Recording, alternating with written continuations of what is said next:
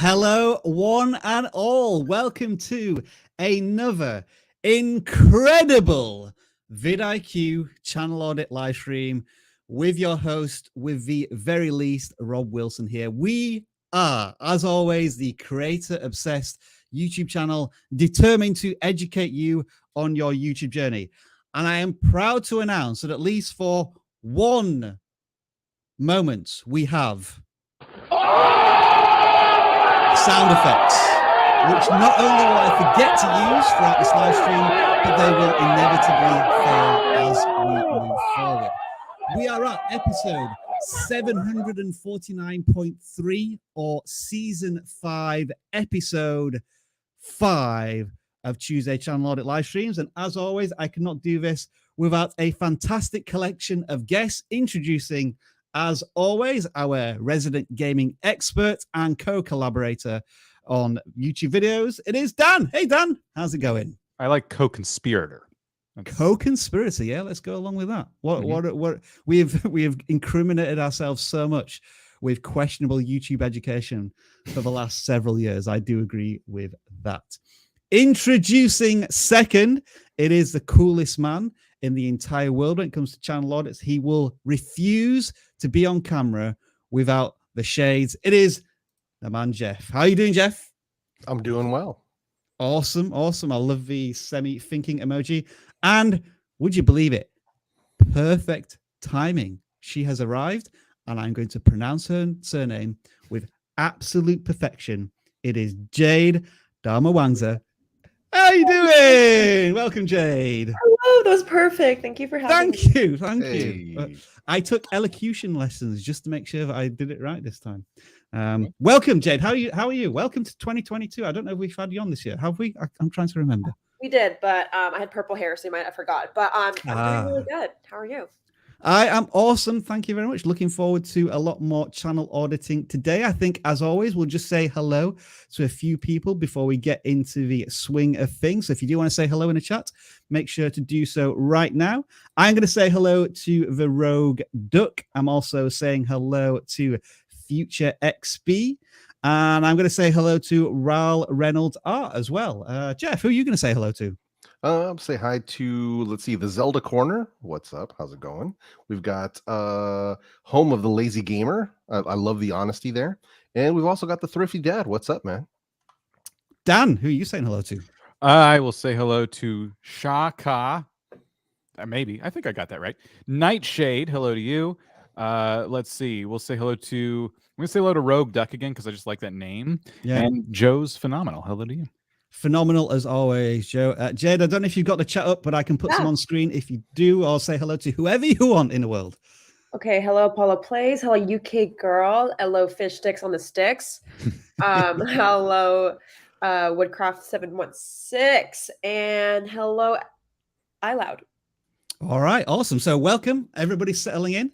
If you are brand new to this live stream, do let us know in the chat. If you are a regular here, please welcome our new guests graciously. I invite them into this warm, cozy classroom, lecture theatre, education hall, where we're going to be auditing your channels for the next couple of hours, and it works a little bit like this.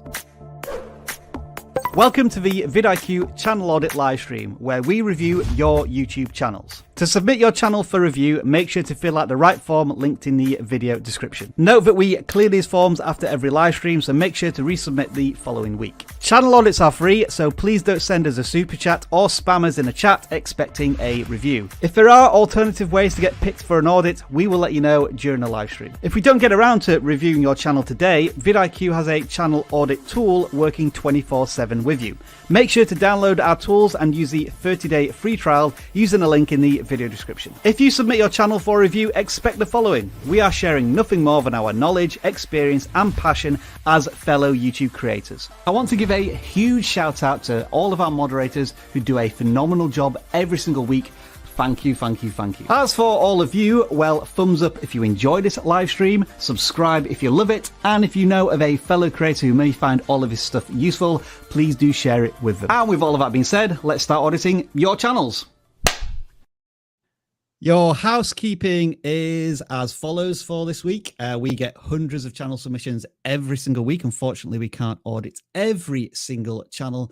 So my advice to you right now, if possible, is bring up your channel on a second screen if you can, and think about all of the fundamentals we're going to be talking about, which inevitably revolve around consistency, channel focus, thumbnails, and how all of that may apply to your channel as we help you in your YouTube journey. And the other housekeeping this week is we have a phenomenal tool that is being released as we speak here at vidIQ. And I just want to show you briefly how it works. Now, just forget about this thumbnail for a second. This was something that was a little experimental, but this video is essentially about YouTube mistakes. So when I type in YouTube mistakes in here, see this little button down here called Get AI Title Recommendations. You click on that, and then this tool is going to turn that idea, thought, keyword, whatever you want to call it, into really clickable titles. So from YouTube mistakes, you're getting like the worst mistakes you can make on YouTube. 10 YouTube mistakes you don't want to make. Top 10 YouTube mistakes you're definitely making. It's adding that intrigue. It's like adding that FOMO. If you don't like those titles, you can click refresh and get another 5 title ideas.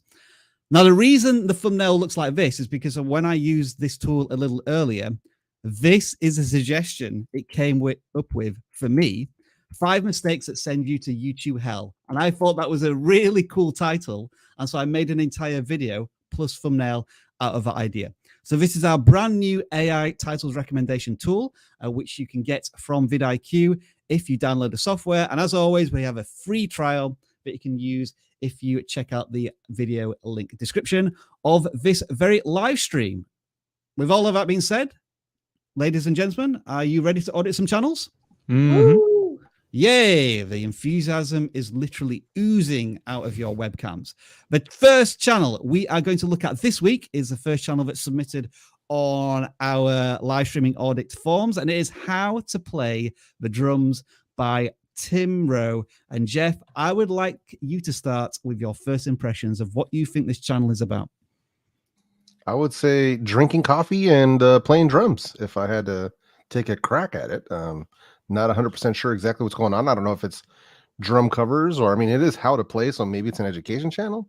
But I'm not 100% sure what's going on here. Now, why is that? Just generally speaking, is it just from the title, the channel name, and the channel banner? Or going like video titles and the thumbnails and stuff, I'm sort of at a loss.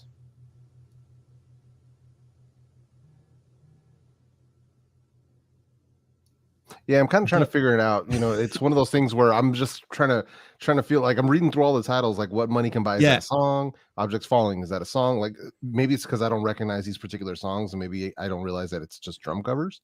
Yeah, but it's not obvious to me, you know, like with my 6th grade level understanding of this channel. So let me go to the about section. Does this help you? Now, that is helpful. That is helpful. But here's the thing. This kind of suggests that this may be almost like a parody music channel, but the only way you discover this is by going into the description. And it feels as if the general packaging of the channel isn't that clear in terms of this might be something a little more comedic around the idea of playing the drums or making music.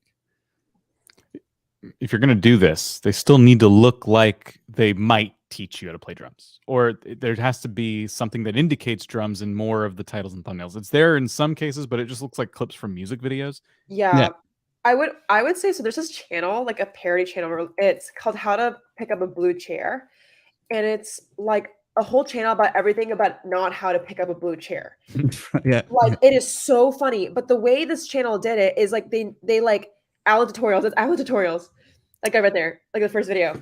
Okay, that's one of their videos, right? I get you now. Like I get the vibe you're going for, because like this channel is obviously like extremely successful for like really dumb videos. Like I get it. This worked like 10 years ago because it's like so weird. Like if you watch a video, it's so funny but so weird. So what I would say, like taking this to 2022, if you want to make these types of videos, like this kind of weird comedy style, which I personally think was so funny, you have to like think of a different title strategy. Like the content can be the same, but the thumbnail and title does matter. So I would literally just call it like how to not play the drums. Like I just do like part 1, part 2, like literally just use the same title. And you can make the image kind of vague, but there has to be a drum in it. Like it has to be something about a drum. Yeah. And like I know the vibe you're going for, it is really strange, but you do have to think about it about like how to convey a parody still clearly. And in like a ironic way. Yep. I mean, if we go down to even the lowest common denominator, how to tape a bass drum, which sounds a bit silly in itself, but at least the title and the thumbnail are conveying something quite strong here, as opposed to maybe this thumbnail, which I don't know what that has to do about drumming at all, if it is still along a music parody. This one kind of has some intrigue, but because the thumbnail is chopped up into these pretty small mosaics, I'm probably losing a bit of messaging. And is it to do with drums? I'm only guessing that because of the title of the channel. So it just feels like there's this disconnect. And I think you were really on point there with what you were saying, Jade, about how to make the parody aspect of it really strong.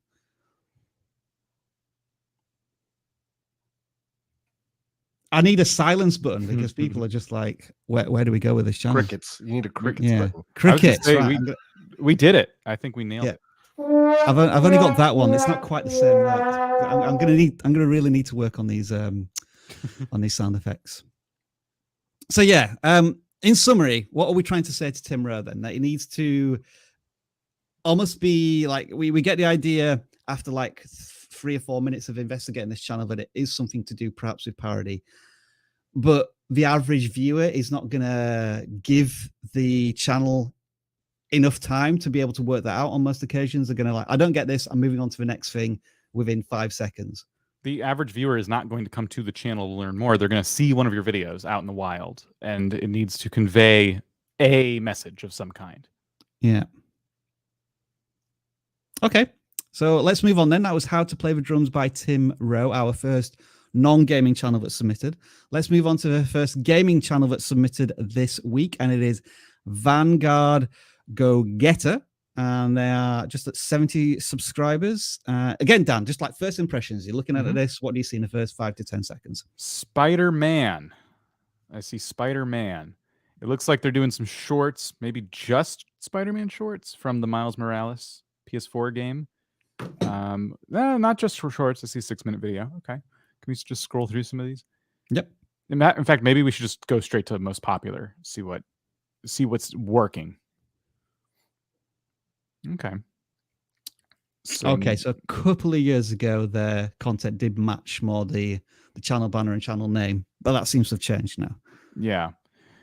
I think there's still a residual audience left over from the PS4, PS5 Spider-Man hype, right? So you can make shorts, you can make videos, and I think there are still some people out there who are going to watch these, especially if they're shorts, because they'll recognize the game. They may not be playing it right now, but hey, I remember that game, and if your shorts are really cool looking, they'll probably stay and watch them. So I would continue, if you're going to stick with Spider-Man, I would continue the shorts strategy, maybe a little more consistent, because when we were looking at the other page of their uploads, it looks like they did like 2 videos yesterday, 3, and then like 3 days ago there was a video, 4 days ago there was a couple videos. So I don't know, just be a little more consistent there. That always helps. And what was I going to say? Oh, can we click into one of the shorts, because I have some thoughts about shorts that I have not shared before. Let's see how well this works.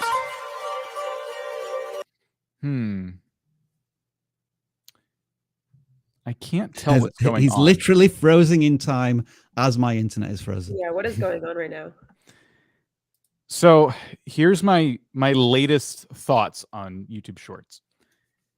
YouTube Shorts, this probably isn't news to anybody, are the exact opposite of a YouTube video. But when I say that, what I mean is the title and the thumbnail matters not. It matters. The title matters like a little bit, and the thumbnail is like non-existent. So people, how are they going to find your shorts? They're going to swipe through the short shelf, and they may see your short without seeing it from one of these thumbnails that the YouTube short shelf makes for you. They're probably going to see it while they're just swiping through a whole bunch of stuff. And YouTube's going to test out your short, and it's going to get a whole bunch of information from that person. Did they hit the like button? Did they watch the whole thing? Did they watch it more than once? Did they leave a comment? Things like that. And that is going to determine the success of your short. So in saying that, what I'm trying to tell you is that the quality of your shorts matters so much. Before, what I would say to you is the quality of your title and your thumbnail is what matters the most in a long form setting, because no one knows what's in the video. They have to decide to click on it. But with shorts, they are forced into your video. So the quality has to be spot on with shorts, and it needs to be as short as possible. If it can loop it, find a way to have like a nice clean loop in there. But that short we just watched, Frozen in Time, we heard a little bit of music and the camera was kind of panning around Frozen character. It was 15 seconds of, I assume that people are going to swipe right past that. And then that short doesn't get any more chances. And now you have to wait till the next short comes out to hope that it gets like a steady showing on the short shelf.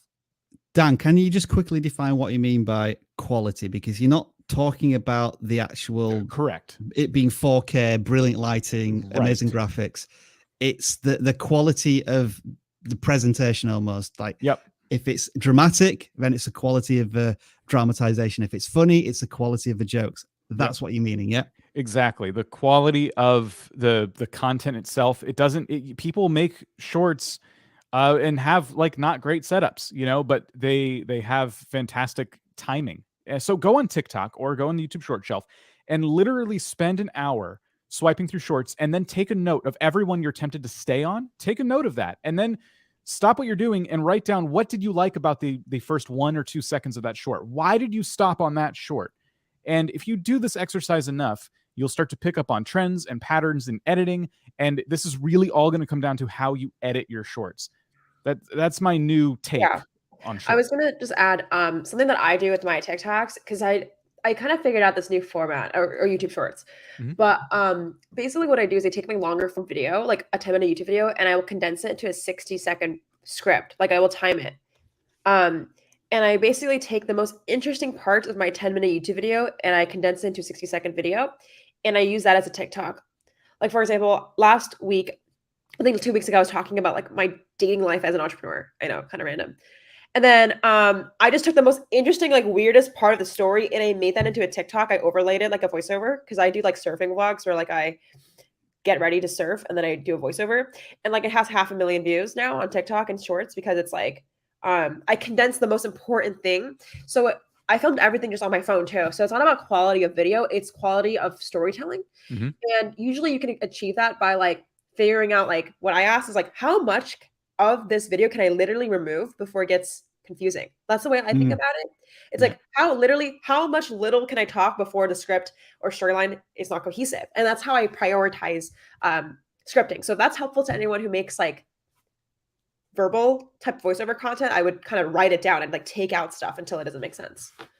Yeah. I think one of the challenges I've set to people is when they're making short form content is, let's say your video is, you've done a recording, it's 45 seconds long.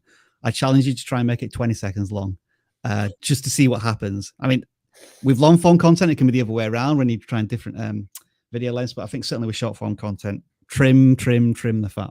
Nice segue there, by the way, Jay, to just quickly introduce you as the person who makes videos on the creator economy on YouTube.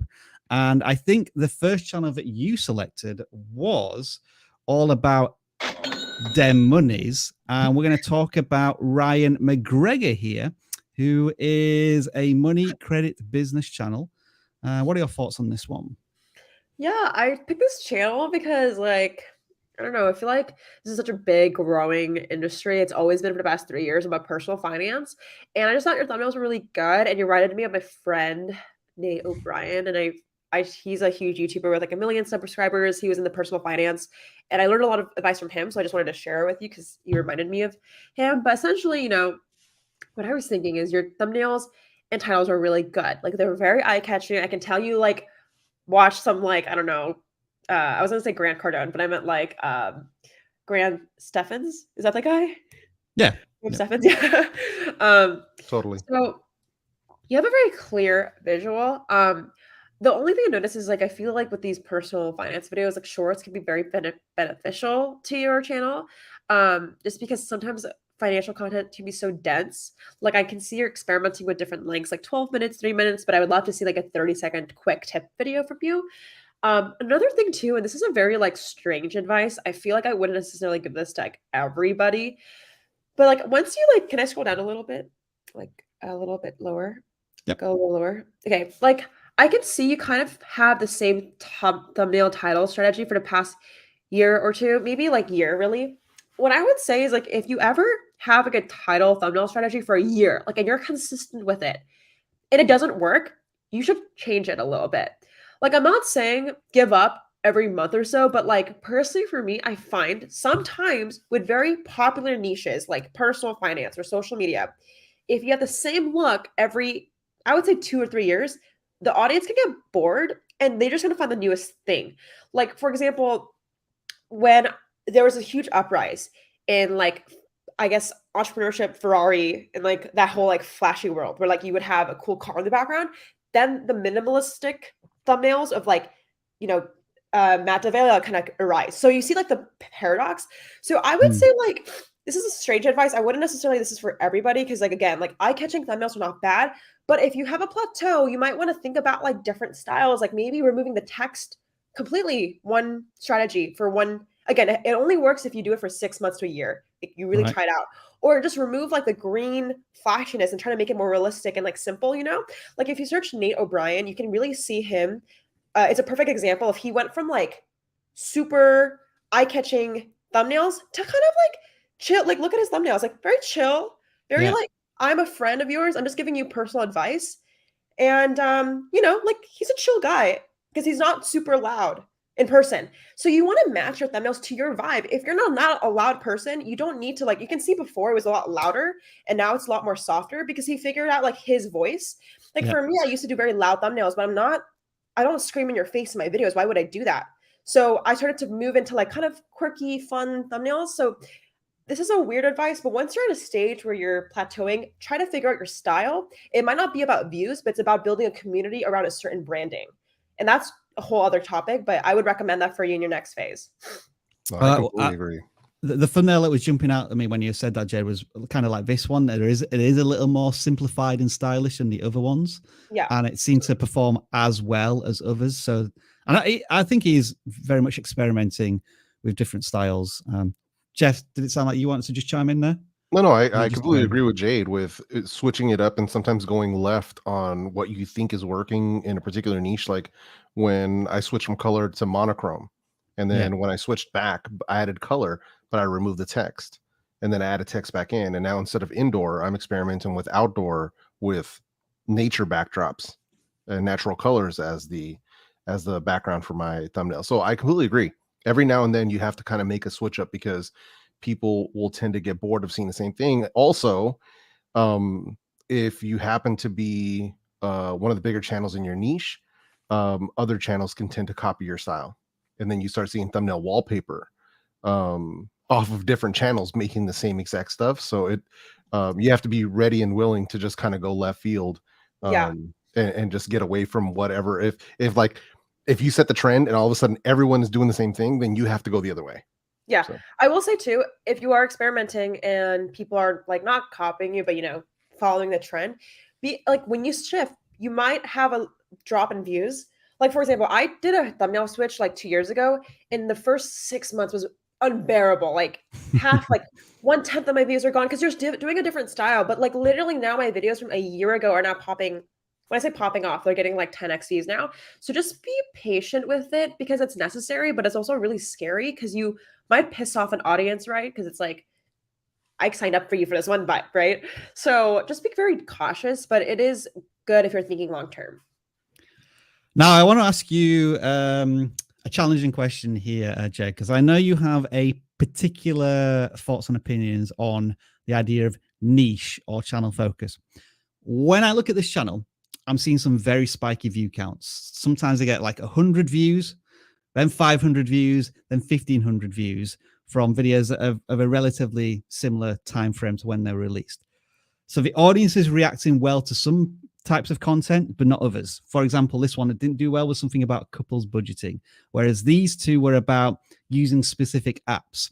So what I would be personally, if I was giving you advice here, I'd be sorting by most popular, and I'd be saying, okay, are there any particular apps that this creator focuses on that are standing out and doing well? And it looks to be Mint seems to perform well for this creator, and True Blue. But I know you have a contrasting opinion there. So yeah, would you agree with what I'm saying there, or like caution? Would you exercise caution to like really nail down on Intuit Mint as being the leader in that space?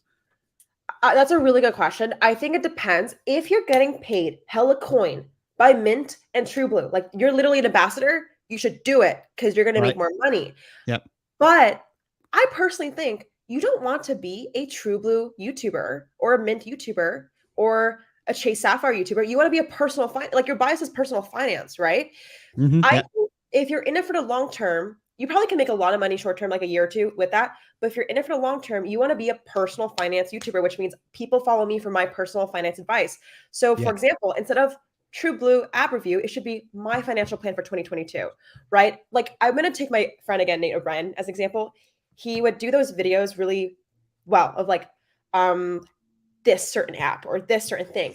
But people will unsubscribe for anything else. And it's if you're a YouTuber, it's a very dehumanizing feeling when like you can only make one type of video, right? Because you can only talk about something until you get really tired. So I would say it's okay to have spikes because in the long term, you might want to pivot anyway. So it's good to have a little bit of balance. And if you look at Nate O'Brien, he does like my financial plan. Like people subscribe to him for his advice, not for a certain topic. So it just depends. I think you just have to figure out how long you plan to do YouTube for. And personally for me, spikes, especially within your subscriber range, like 500, 200, 2000 is very normal. And it's not a bad thing sometimes if you're trying to do a channel for like the next 5 years. All right. I will not agree with you 100%, Jade, but you argued your case very well. And we will agree as fellow creators that there are many different directions towards success. And hopefully Ryan has got some really good suggestions and thoughts to tackle there for his channel. Let's move on to the next one. And that is Jibby Dibby. I can't remember who picked this. Oh, was this another one from you, Jade? Yeah. Do I want to go? Yeah, we'll come back to that one. I don't want to do two at the same time. And let me just check while I remember. How long have we got you for today? Is it the usual hour? Yeah. Okay, right. I'll make sure I come back to that one soon. So the next one we'll check out first, but we will come back to that one, is Real Fitness. Jeff, I believe this was the one that you pre-picked.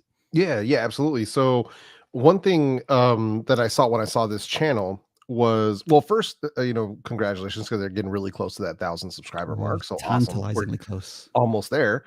One thing I noticed is the double thumbnails. And that usually leads me to believe that they are a multi-language channel, which is what's happening here.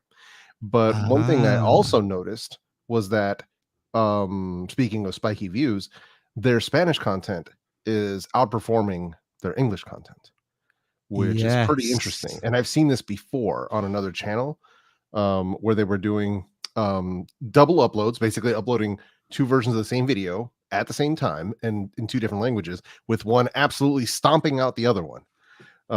So this is something I've seen on plenty of occasions. And the one thing I wanted to sort of see what you guys thought about this would be creating a second channel and separating the two languages into their own separate channels. I think it makes sense. So is this Portuguese? This is Portuguese, I believe. The foreign language to us, and it looks as if those are the videos that perform well. Is this one curious one which I believe might be English, which has got a lot of views as well? No, I mean it's introductions in Spanish. Oh, sorry, I do apologize. Yeah, you're right. So yeah, I mean, it just makes common sense, doesn't it, to have your audience clicking on every single video as opposed to clicking on every other video. Right. I'm curious. I'm wondering, is it exactly the same video, but it's like a voiceover to do the second? I didn't go into it to look into it that deeply. I bet it is. But odds are, I mean, so basically the experience I had with this was with a legal channel, and the guy was amazing. He's a lawyer here in the States, and his English stuff, he would do it in English, and then he would make the exact same video, but instead he would just speak on it in Spanish. He was bilingual, and his Spanish videos just, I mean, they just demolished. Where his English videos were getting maybe 100, 200 views, Spanish videos were getting 20,000, 30,000, 40,000 views, and I was like, dude, what are you doing? Yeah, you got to split this up. Okay, so that was just her speaking in Portuguese. So I believe this will be the high intensity interval training. These 5 reels. No, she's actually re-recording it. Yeah, in a second shout out language. to the work ethic there, man. And the video lengths are slightly different as well, but it's I would assume exactly the same routine. Yeah, That's a lot of effort. Literally, Yeah, looking at that twice is. in a day. The non-English videos are performing so poorly compared to the other ones. I would say that you found an underserved market in the Spanish or Portuguese language. I would just completely get rid of the English-speaking ones on here. You have them. You can put them on a second channel. Just know that it's not the same audience. We have a Spanish channel here at vidIQ, and oh, that's interesting. It's two completely separate audiences because we speak different languages. But the content is still valuable to them, so we made a second channel and we dubbed our own videos in Spanish. yeah. Spanish Rob is amazing. He is. By the way, for people who have not heard Spanish Rob, it's like when you watch Toy Story and they click that button on Buzz Lightyear that turns him into Spanish Buzz Lightyear, and he's like super suave and just it's super endearing. Like, I'm sorry, Rob, Spanish version of you is amazing. I mean, I like Spanish Rob. The Russian version of me is a little more serious. Ah, okay. Just a touch more serious. So I guess so. The obvious suggestion is here. I guess once you've set up the second, I guess, English speaking channel, the output and the work is still going to be the same, isn't it? The only thing you need to do is spend a couple of hours setting up a second channel so that you can upload the English content on that second channel and keep this as a Portuguese channel. Would be my first thought, because it would be really interesting to see if you could get just a run of videos that are getting like 8,000 views, 2,000 views.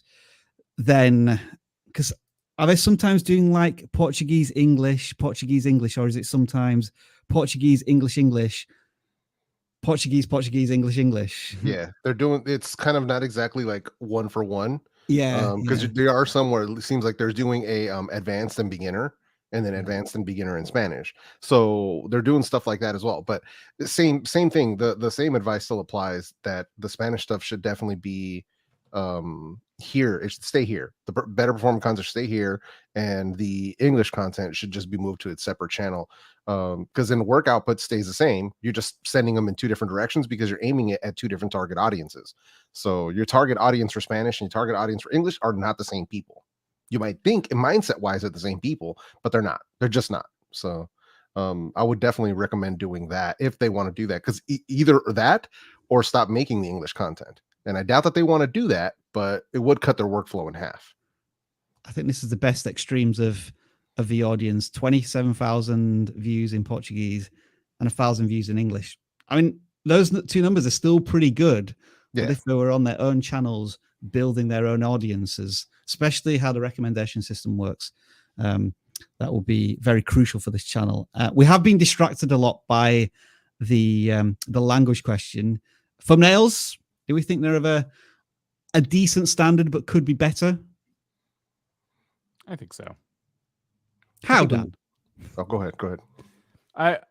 It's sometimes it's a picture of them in a room, and other times they're cut out on, a white background or something. And I think it's stuff like that that kind of makes it look like it's from a different channel. Just little things like that. So I'm looking in the middle. There's 4 videos, right? So there's the 2 that say 35 minutes, glutes, etc. And then underneath that, the red text on the white background. If you were like a regular to this channel, you might think those are from 2 completely different channels. So I guess like thumbnail consistency. And then there's the ones that are kind of bluish pink. So I think they're kind of redoing their thumbnail style every time. And this is, yes, this nice simplistic style is what I'm used to seeing for workout channels. Notice how the best videos are exaggerating a certain part of the anatomy, almost for clicks, maybe, but it kind of works. Welcome to YouTube. Yeah, welcome to YouTube. Is this your first day, Rob? It may be. It may be. I was just thinking as well that perhaps the person could be zoomed in a little bit more on some of these because the text is so tiny. It's really not doing much. Like especially like on this one, like really zoom in on the tightening of the what would it be, the quads there, the hamstrings that you tighten? The hamstrings. Yeah, I would almost say like you almost don't need to do the workout. Like you just need to show the body part. Like if you're doing a glute workout, we don't need to see the pose, just the glute. If you're doing an ab workout, just the ab. That's what I've seen works. Hey, with the arrow pointing to it and on fire. Like fire emoji, like increase contrast. Like let's see the definition.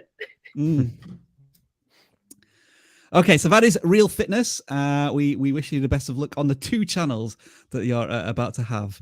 Next channel we're going to look at is Brighton Fan number 1. Dan, was this yours? Yeah. Yeah. Okay. So usually we have the pre-selected form, right? And I always kind of jump to a certain part of the form and I start clicking around and I look at the descriptions of the channels. And this one, I almost clicked away and I stopped because it said they were about football and card unboxings. And I crack my knuckles. I'm like, you can't be about both. And I go in and maybe I read it wrong. It is football card unboxings pretty much primarily. And they're doing a really fantastic job. So I wanted to appreciate that, but I also wanted to look at some of their more popular videos and maybe see what we can learn from those, because I think they're very consistent, but it's kind of like, why are some of these doing better than others? Yeah. And so the top video here is from 3 years ago. Can we get a hero pack, 7 deluxe packs? So they bought 7 deluxe packs of whatever cards those are, and they're trying to get something really rare. So the question is, have they continued that kind of strategy? This is the idea of like FOMO, like, like am I gonna discover something very rare in what I'm unpacking? I guess to give you a bit of context, you have baseball cards in the US. In the UK, they tend to have football sticker albums where you buy stickers and you complete the book, and they come out every season. They're called Panini stickers. It's very popular still in the UK. Yeah. So what we're looking at here is so the latest video, nearly complete, the Panini Premier League. So that's exactly what you're talking about, that binder of stickers. So it's almost done. But what is that part of the video that's going to make me click? That's what I see missing from some of these. So it's almost done. Maybe focus on the rarest stickers that you have. What's just that knockout punch? And I think your top videos have that. And the ones that aren't performing as well are kind of missing that in those cases. Just do a little bit of exploration into the world around it. A lot of news organizations covering this. Yeah, these are pretty older videos as well. Kind of a similar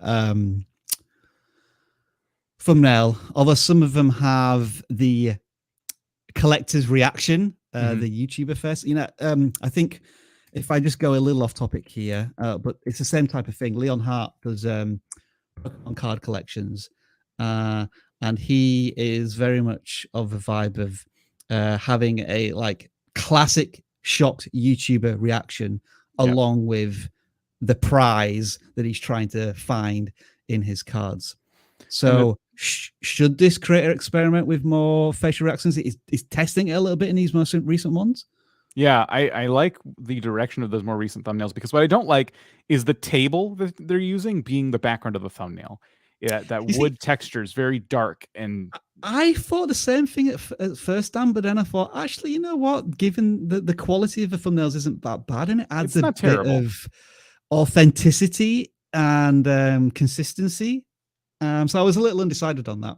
It's not terrible. I just think that if you were to level something up, looking at all the thumbnails we just saw, it's never like a tabletop as the background. They're always holding the cards. They have that big expression on their face. The card is the king of the thumbnail. That's the other thing too. A lot of these thumbnails are very busy. They're trying to show too many things. If you look at a Leon Hart video, a lot of those thumbnails were like him just holding a Pokemon card to your face, even though he's probably going to unbox a whole bunch of them. So you don't have to show the haul, right? You can just show one thing from the haul that you're going to be dissecting that day. So just tweaks here and there.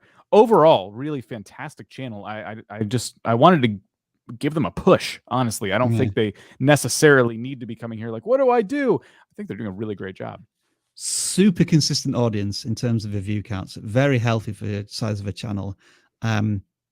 Could they post a little more regularly? It seems to be at best once a week, but I think they sometimes struggle with that. Another thought I had was if they don't have a shorts channel, then maybe taking some of these clips, like the moment you reveal something really interesting in a pack, I feel as if there's something to maybe experiment with there as well. And I may be wrong about this, but do you think live streams might be something to investigate where you're actually unboxing them live? So the audience can join in on the experience of, you don't know what you're going to get until we open this together, or at least maybe as premieres. It's one occasion where you may want to be involved in the chat while you're unboxing these things, and people don't necessarily know what they're going to see until the broadcast begins. Especially for the longer videos. I think premieres be really good. Like you get your 6-minute videos, your 10-minute videos. I think that's a good length for a premiere. Just schedule it a couple hours beforehand too. You don't need to. A lot of people like to do days in advance, and that's no way to do it. I think a couple hours before, be in the chat while it's going on. If you're not going to do live streams, I like the idea of live streams, and I like the idea, and Jade, you talked about this a little bit. I've been doing this myself, live streaming and then taking clips during the stream, turning those clips into shorts. And it's a great way to create like a little content ecosystem. So now you're doing a live stream, but you're knocking out a whole bunch of content for the next week or so, because you're also getting clips as well to turn into short form videos. Let's go back to Jibby Dibby, who's probably been tearing their hair out for the last 10 minutes saying, what about me? What about me? All right, Jade. So we got a fairly new creator, although I haven't created that much content yet. What are we seeing here? I saw like their NFT video, and obviously it's a new channel because it's been started 4 months ago, but I was like, okay, this is interesting. Like, what is going on here? But okay, click on the NFTs explained for dumb people. Yeah, I'm hoping my internet works a little bit here. I do apologize if it doesn't. Art. You like drawings, I like drawings, but you know what's better than that? Money! And you know what's better than money? It's so good! NFTs. NFTs stand for non-fungible tokens. Anyways, that like a 10-second intro is brilliant. Literally so good. I want to work with you. I want to hire you for anyways. Like DM me, Jade at XA.media. But honestly, like your videos are so good. Like the content is like with I think Dan was saying, like shorts or something where title and thumbnail are less relevant. It's all about quality video. Like I feel like you would be a short YouTuber. So like why is that video horizontal basically? That's my first advice. My second thing is like if you do decide to do like a longer form video, I would say, cleaning. I like the paper background. I would just clean it up. Literally just say, what is NFT instead of like I know it's your character, the Jibby Dibby character, but make it very clear. But I would actually just say like, you'd be better off on shorts. You're a good storyteller. It might be better off that way. I know you also add the emoji of like a derp face, I think.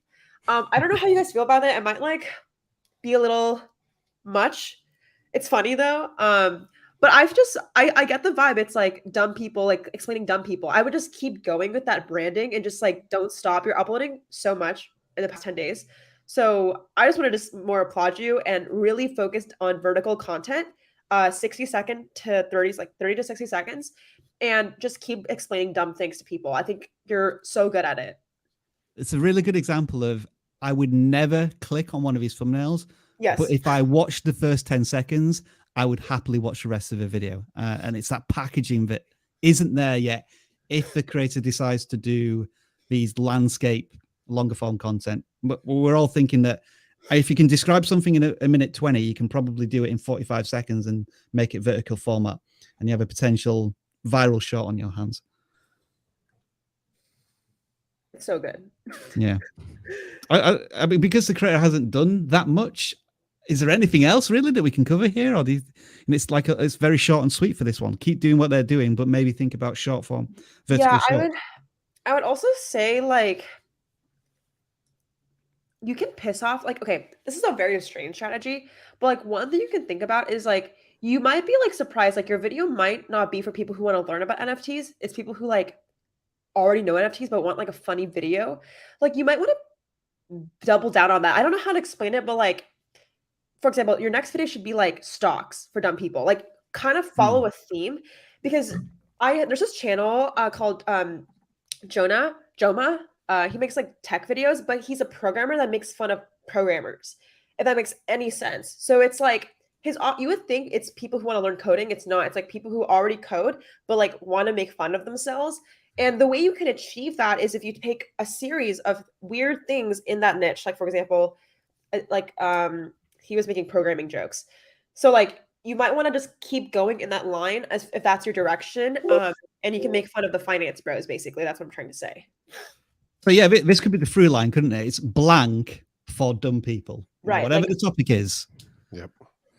And so it's very interesting in that that's kind of, you kind of create a niche for yourself, but it's a very broad niche in that you can explore any topic within that through line of how you're communicating your concepts in videos, which is like really interesting. So yeah, best of luck, Jibby Dibby. Just keep at it. I mean, we're seeing real potential there in these videos that you're creating. You just need to have one or two that are viewed with some really good audience retention.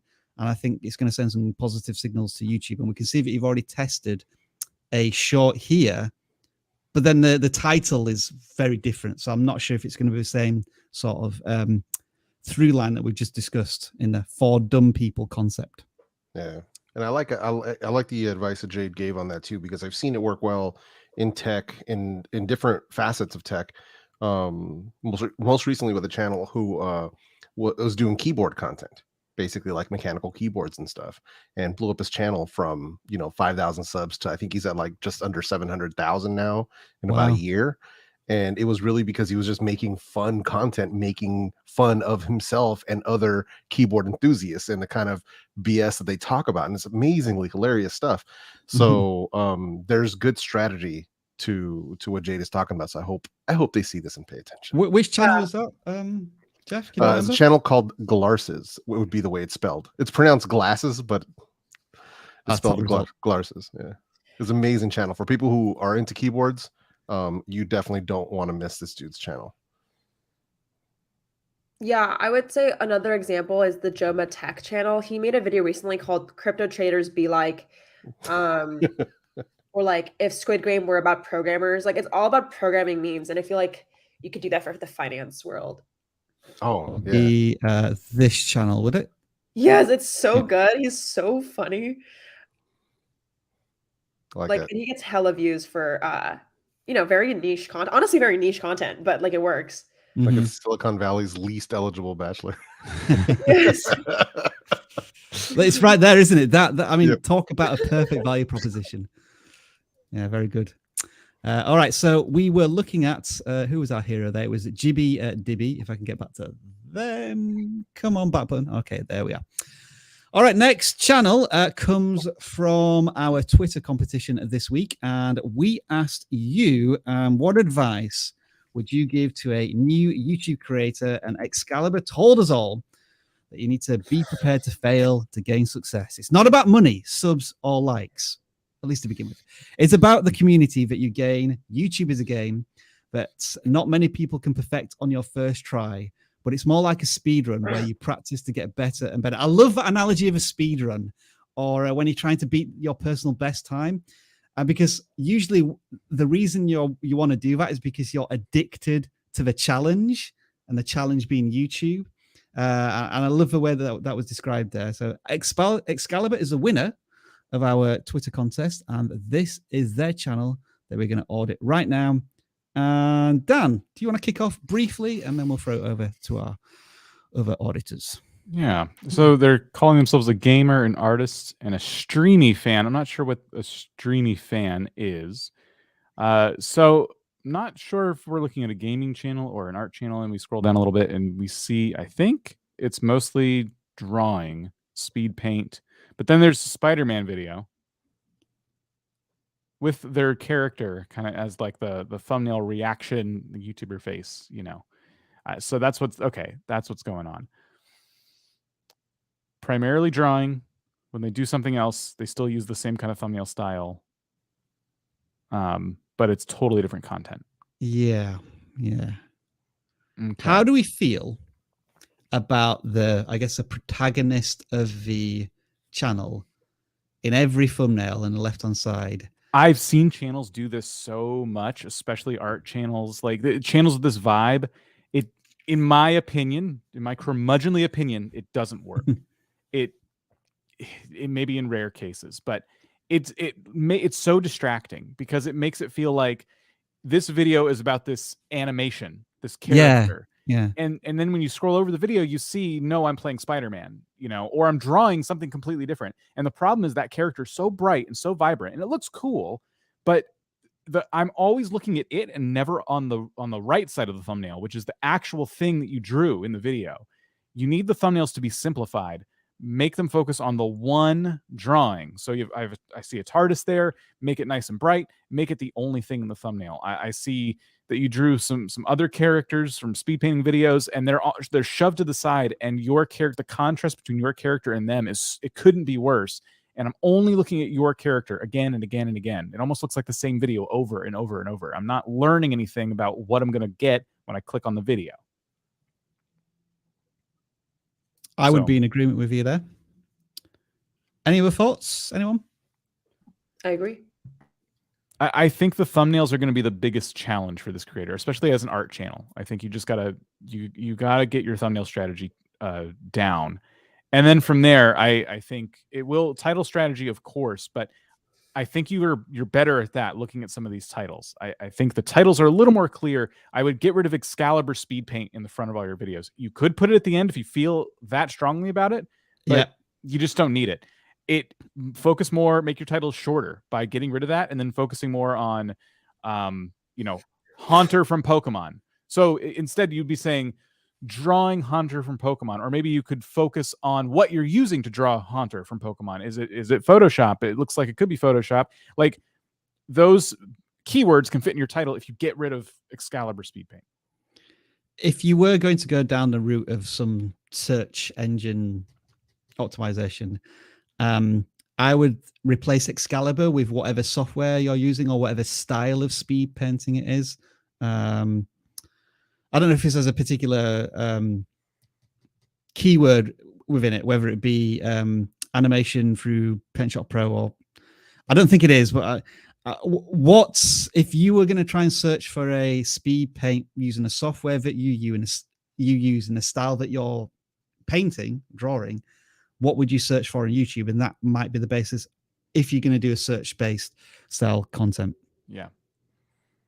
I mean, why don't we just search real quick for Spider-Man speed paint and just see what kind of thing comes up. Hey, Dan, here we go. So the thumbnails are really focused on Spider-Man. Pretty much finished products we're seeing. Yeah. They look really cool. And the titles are simple in a lot of cases. Sometimes this can be a bit of a trick of putting in a transparent background colors. That usually is a link back to designing something in an art program. I will say, look, you want to look at the dates. Like, sometimes when you look at thumbnails from 10 years ago, it's not a really good inspiration. True. Like, maybe I don't know if you're able to, but like filter it from recent. Like, let's do the last month. See what we come up with. But what's also telling here is the view counts. Like, for a channel, a relatively small size channel, there doesn't seem to be that much traffic there. Yeah. But we're looking at Spider-Man, which was popular 2 months ago at this point, I would say. Yeah, and that's the other thing too. They're going to want to stick to trends. I mean, they're not even drawing Spider-Man. I picked that as an example, but they're playing the Spider-Man game, which is even more not on trend. But Haunter from Pokemon is on trend. There was a new Pokemon game just released. Yeah. So go on a run of drawing a whole bunch of different Pokemon, but improve the thumbnails, because even when I just focus on Haunter, it doesn't look like Haunter as a Pokemon fan, but two, it's so dark. It's just so hard to see. I wouldn't have a clue that was from Pokemon. Yeah. At all. As a complete layman to I'm just expecting bright, colorful monsters, greens, yellows, etc. Not something almost dark and mysterious. Mm-hmm. Yeah, I will say, I also scroll down. Like, how old is this channel? Okay, it's like fairly new. Like, yeah, it's like fairly new. Like, what? Oh, just kidding. Oh, you were doing content before. How long ago when they were doing art content? Yeah, so I think 6 to 7 months ago was the pivot to where they are now, Jade. Okay, I see. There Well, all sorts of experimentations beforehand. I will say this: if you're, because I'm only saying this because I'm an artist, I'm not roasting your art skills, okay? Because I used to do this for 5 years, okay? Oil painting. You might need to do like a lot of bad videos in order to actually just improve your artistic style. Like you might not be that good at art in the beginning. I mean, I'm not saying your art is bad. I'm saying I used to have this problem where I think as an artist, we want to get good at art and get a lot of views and have an audience, but you might need to focus on one thing at a time. So it might be it's okay to like make a lot of videos that are like testing until you figure out your artistic style, improve it, because that's YouTube's a great way to keep you accountable, right? It's like once a week I make an art piece. So you might need to focus actually on your art, because sometimes if it's not clear, or like you could work on like the facial structure better on Haunter, right? Like you might need to just do that first before we even think about thumbnails, because the art itself is important.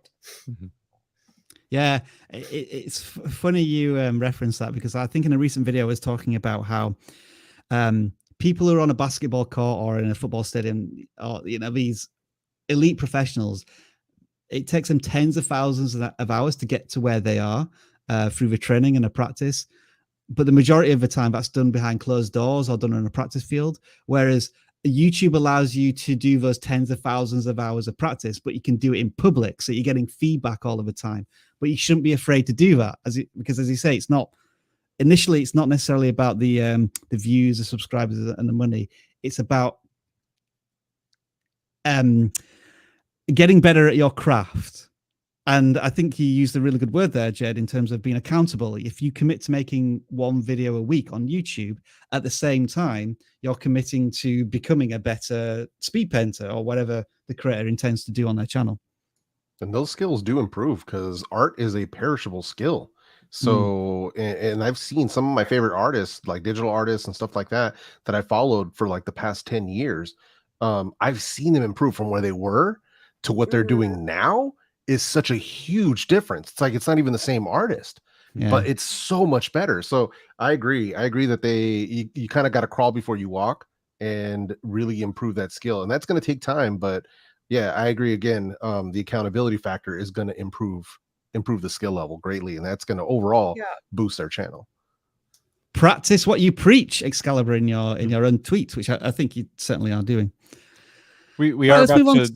We're about to lose Jade for the day. Just want to give. Okay. Oh, sorry, I didn't see the chat. So let's just remind ourselves, Jade, where we can find you on the interwebs.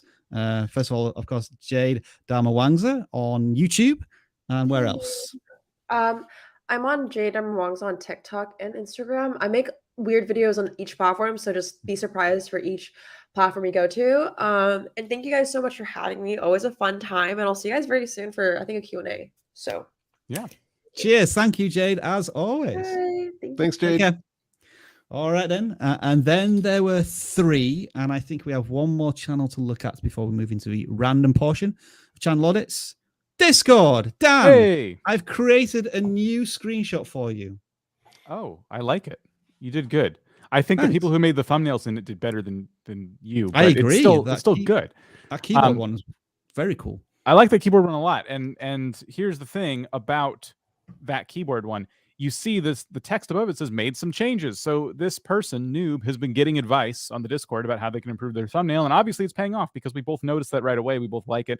And that's just some of the things going on in our Discord. People are going in there to give advice to one another. And it's a whole group of creators. Show of hands, how many of you have like a friend you can talk to YouTube about? If none of you raised your hand, that's because you haven't joined our Discord. Yeah. So please, well, Dan, just let's just broaden this out. Hands up if you've got any friends. I have none. I'm still not sure if any of you are real people. I don't know if I'm talking to avatars right now. I'm definitely a VTuber. I just have excellent graphics. Yeah, really, yes. I'm very impressed. Yeah, you're the are you the Unreal Engine 8 VTuber? We're living in the future, man. I'm broadcasting backwards in time. Sorry, Dan, to keep cutting you off. Do continue. No, it's okay. So our Discord is not a link dump. It is a place full of real people, not VTubers, hanging out. Again, no judgment against VTubers, hanging out and sharing advice with one another, sharing the experience that is YouTube. So it's free, vidIQ.com/Discord, link down below. And then what we do is we pick somebody from the Discord every week who's been giving particularly awesome advice, and we audit their channels unbeknownst to them. So the channel for this week is Nobes. I think we've seen this channel before. Nobes or Noobs or wherever you are. This is the second Spider-Man channel that we're auditing this week, strangely. So this will be interesting. So they're playing the Spider-Man PS4, PS5 game, the most recent Spider-Man games.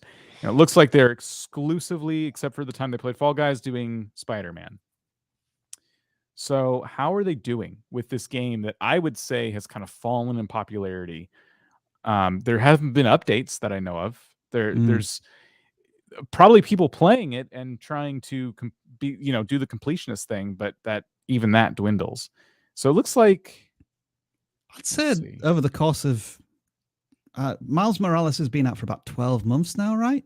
Yeah, something like that. I think the channel's doing well. View counts are really strong, like 7,000 views on a Spider-Man video 4 weeks ago. Yeah. Looks as if we were blending it with Fortnite. Really good idea. Which is not enough content, I would say, for a gaming channel that's probably appealing to a younger audience that likes to consume something from their favorite creators, maybe once a day. Yeah. Well, let's look at, can we do the most popular? Yeah, sure, Dan. Clearly a creator who's playing a few different games.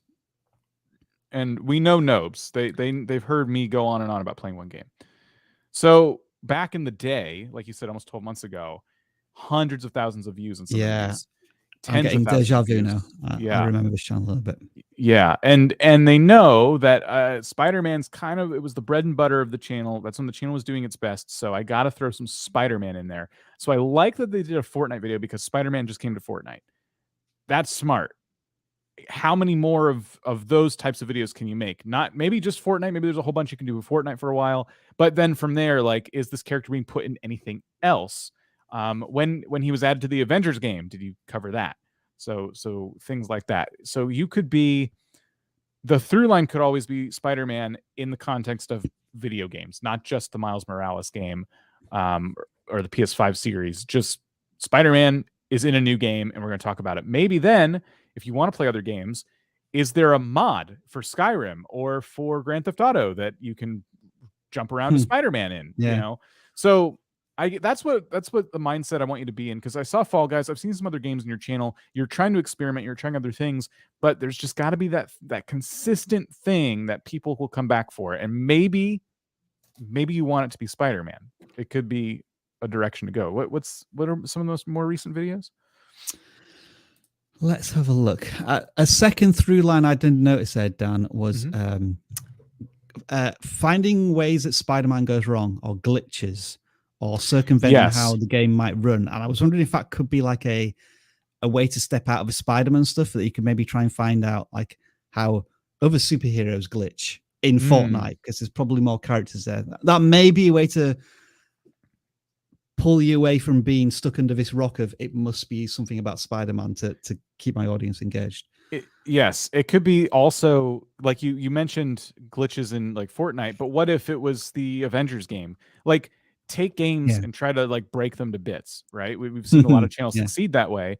And what's cool about doing that is if you try and figure out, well, what is the Spider-Man audience like, it becomes a lot easier to branch out. So Spider-Man players probably also like, I know as a fan of this game, I would also love to see like an Iron Man game come out, right? Like I would love that if it was the same style as Spider-Man, but except now I'm Iron Man.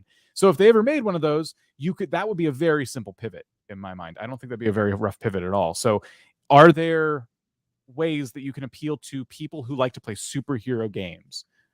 But Fall Guys and Spider-Man, like the views on that aren't that great. You tried it out. It just didn't do well. You know, that this audience doesn't like Fall Guys. You learned that, you didn't go back to it. You tried Crab Game, which was trending for a while, really funny, awesome game, but it just didn't resonate with your audience. That kind of debauchery just doesn't resonate with this audience. And then Halo here as well. didn't. Yeah. But I guess now she's not here to defend herself. This is kind of my counter argument to not necessarily sticking to a niche or like being an ambassador for a certain thing.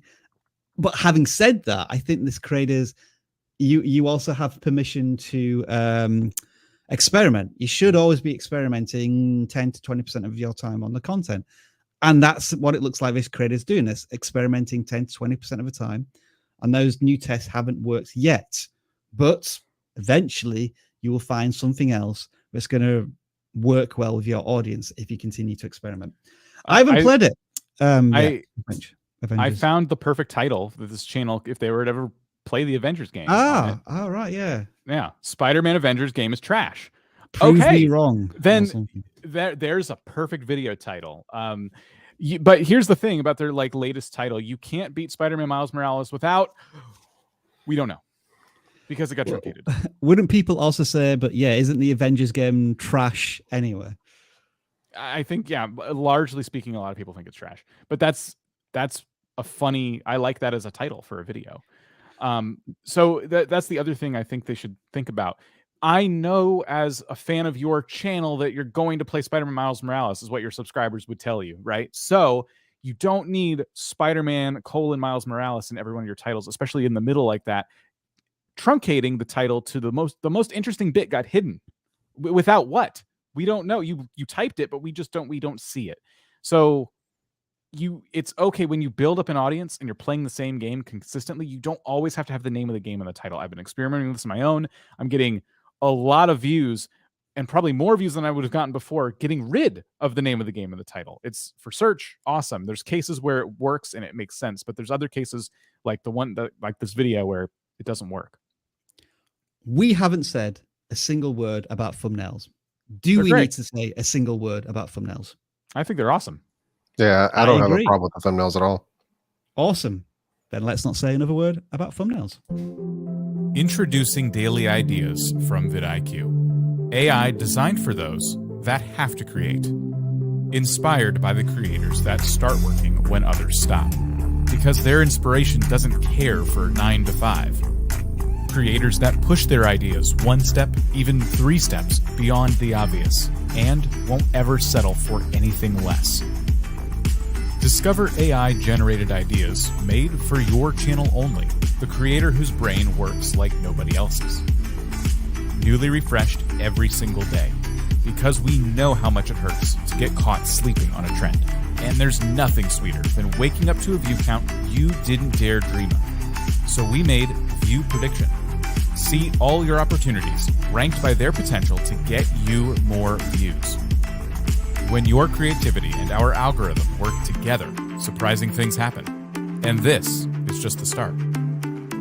The power of artificial intelligence is in your hands, and we can't wait to see what you create. Daily ideas from vidIQ. AI-powered inspiration, inspired by you.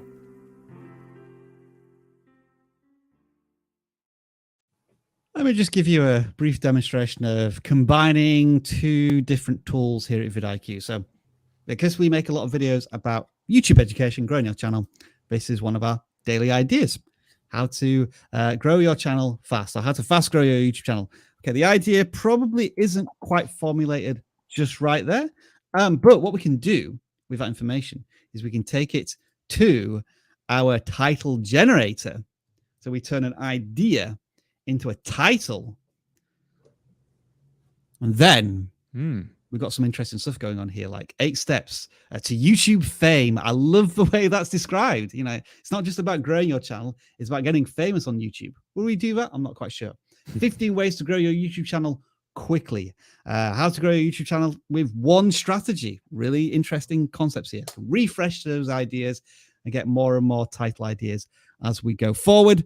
I'm just not sure that thumbnail would be appropriate for either of these titles, but I'm just giving you a flavor of how vidIQ's arsenal of tools can be combined to create really interesting data-driven decisions for your content. Yeah, I think one of the misconceptions too that we always want to make sure we make clear is when you get ideas from the daily video ideas, remember that it's an idea. It's Mhm. not a video title verbatim that you take and make a video on. It's to kickstart your creative process. Does this idea make sense to you and your audience? You have to filter it based on what your audience is, and then kind of work out an actual video from that. So I think that's one of the common misconceptions around the tool, where people like they're just taking that idea verbatim and not working it. They're just doing it literally. So just some food for thought on how to use that tool best. A good example here of what you're talking about, Jeff, is the idea versus the intrigue. And so the title generator here has added the intrigue of like, oh wow, so I can get from 0 to 1,000 in 6 months. All right, now there's a goal here. Now there's an element of how do I do exactly that in the title from the idea that we got. And it's We know that works because we did one of those videos very recently, 1,000 subscribers in a month. Yeah. And it cements the fact that you should, try to have your title before you have your video. 100%.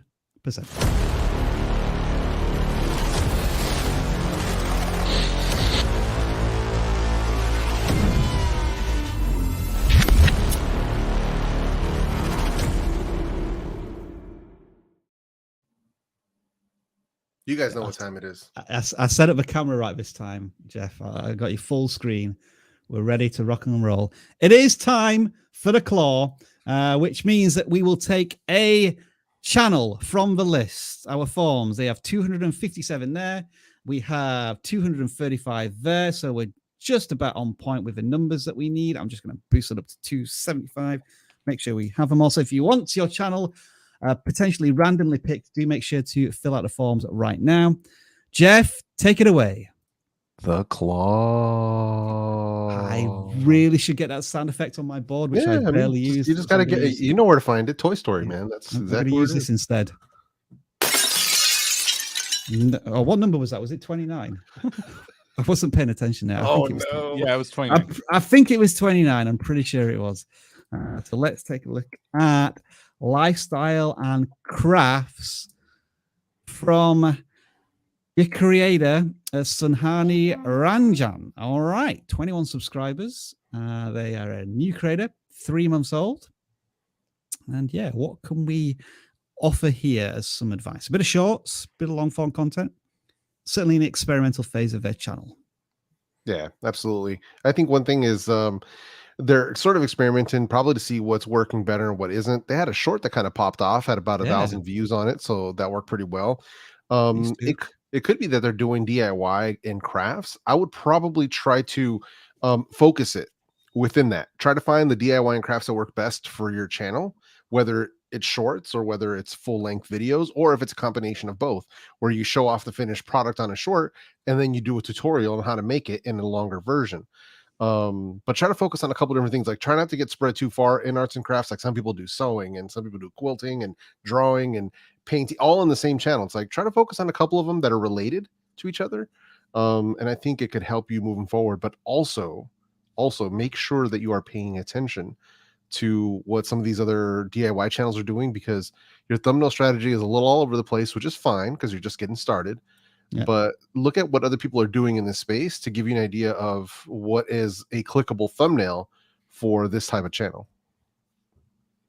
I'm very encouraged by the shorts views here. At least almost every short is getting 500 views or more on most occasions.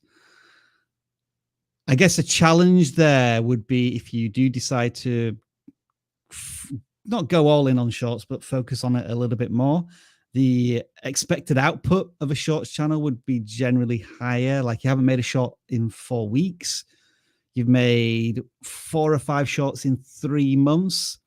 A shorts craft channel would probably be pushing something out once or twice a day. But again, I'm not trying to push you to do that per se. But I think a general higher level of consistent output would give you a lot more data on whether shorts crafting is a potential avenue for your channel. I could see an entire channel based around just the popsicle stick crafts too. That's the thing. I mean, you can do different types of crafts. It seems like you want to do a lot of different DIY, but a lot of DIY channels that I've seen that are successful focus on one very specific type. So what I could see you doing, like an imaginary journey for you, could be you start making popsicle stick Santas, but you always up the ante, video after video after video. Before you know it, next year for Christmas, you're making Santa's workshop purely out of like popsicle sticks. So, you know, take like some time when you can, sit down and like figure out what like a good content strategy for you would be. Like plan out your next 50 videos or 10 videos at least, something, you know, and that's kind of what this is about, right? Like if it's drawing, if it's, you know, making things out of popsicle sticks or different kinds of crafting materials, you know, try to kind of figure out that consistency. I think what they're doing now is great. I think they've got a really nice range of content they've tested out now. I think they have some early data. Keep doing what you're doing, but when you're ready, I think there will be a point where you kind of need to, you know, hone in on that one thing that like your channel that really is like the bread and butter. Let's move on to the next channel, Jeff. He's muted. That was disappointing.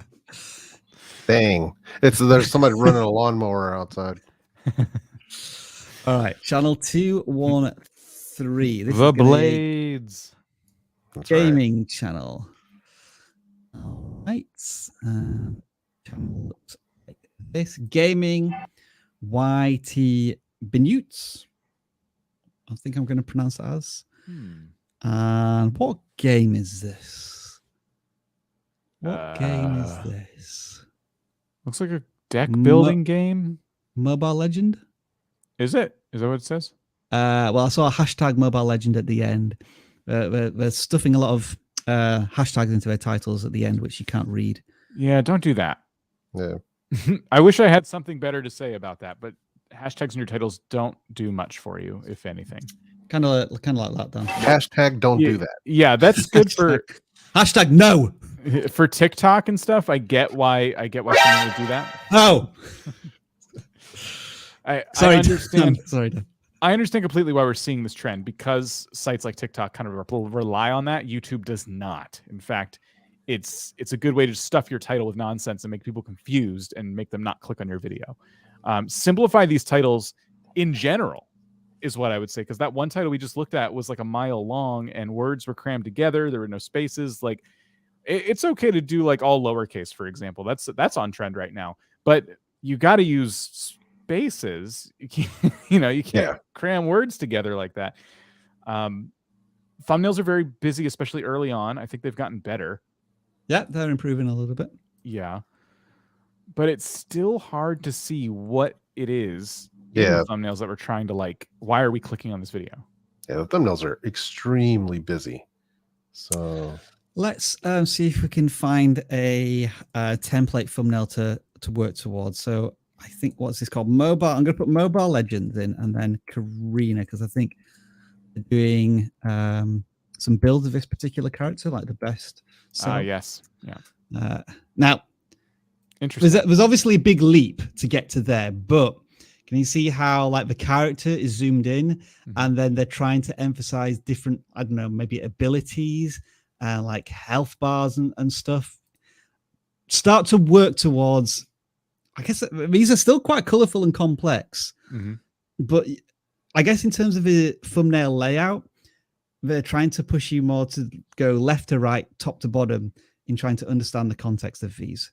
I know, Jeff, you would probably say stop putting text in the bottom right hand corner because it covers up the timestamp. Yeah, because the timestamp seems to be a theme of the thumbnails.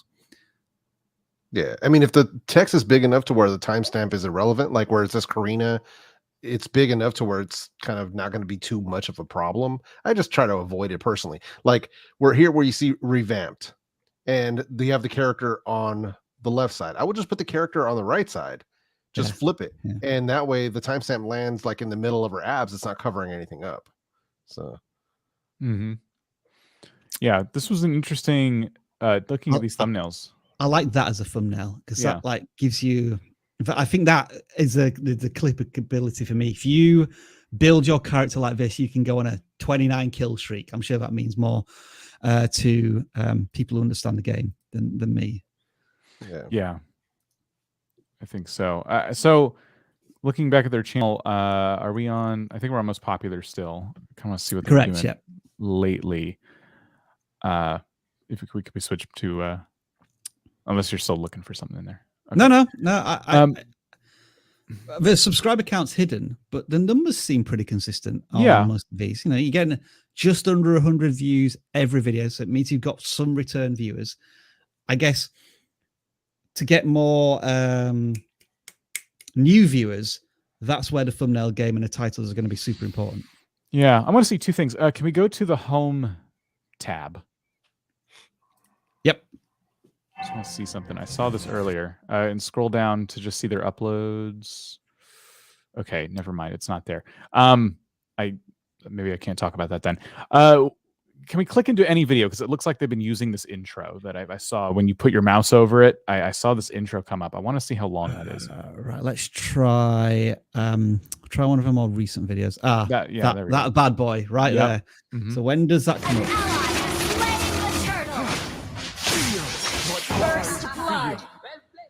Memories. So there isn't any voiceover or anything. We're just showing the game. A couple of transitions. Mm-hmm. Where is that intro?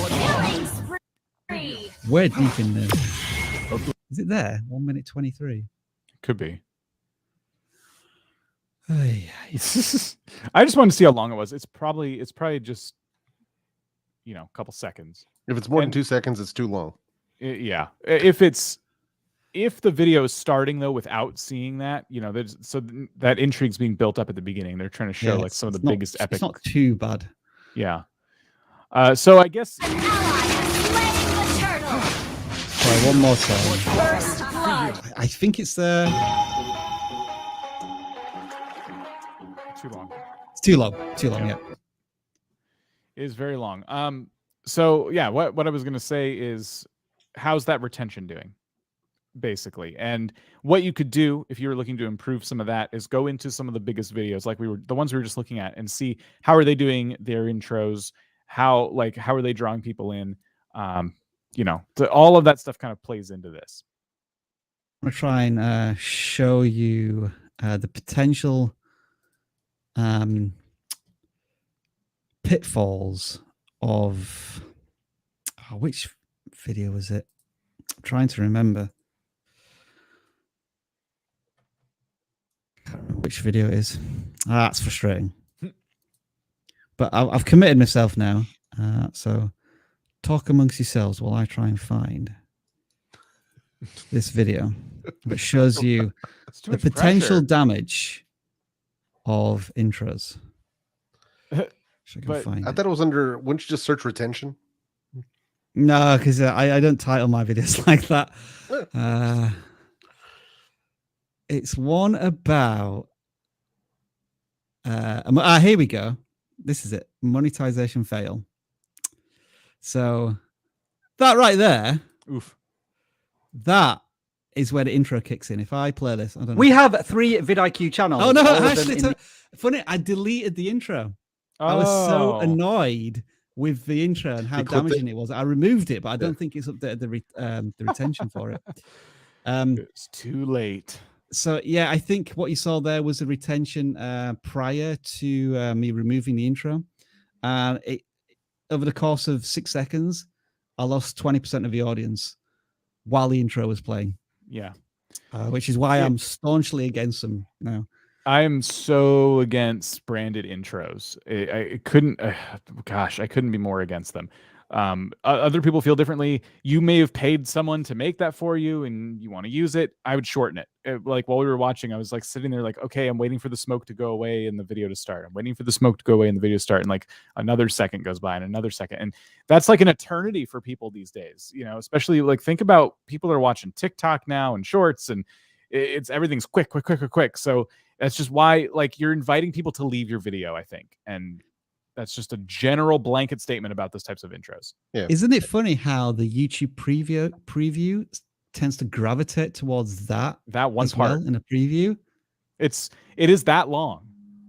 That's I'm thinking it's because it's something different in the video compared to like the gameplay screen, and so YouTube likes to pick something that's maybe it's saying this part of the video is different to everything else. Maybe this is a highlight, so I'm going to use this as a preview.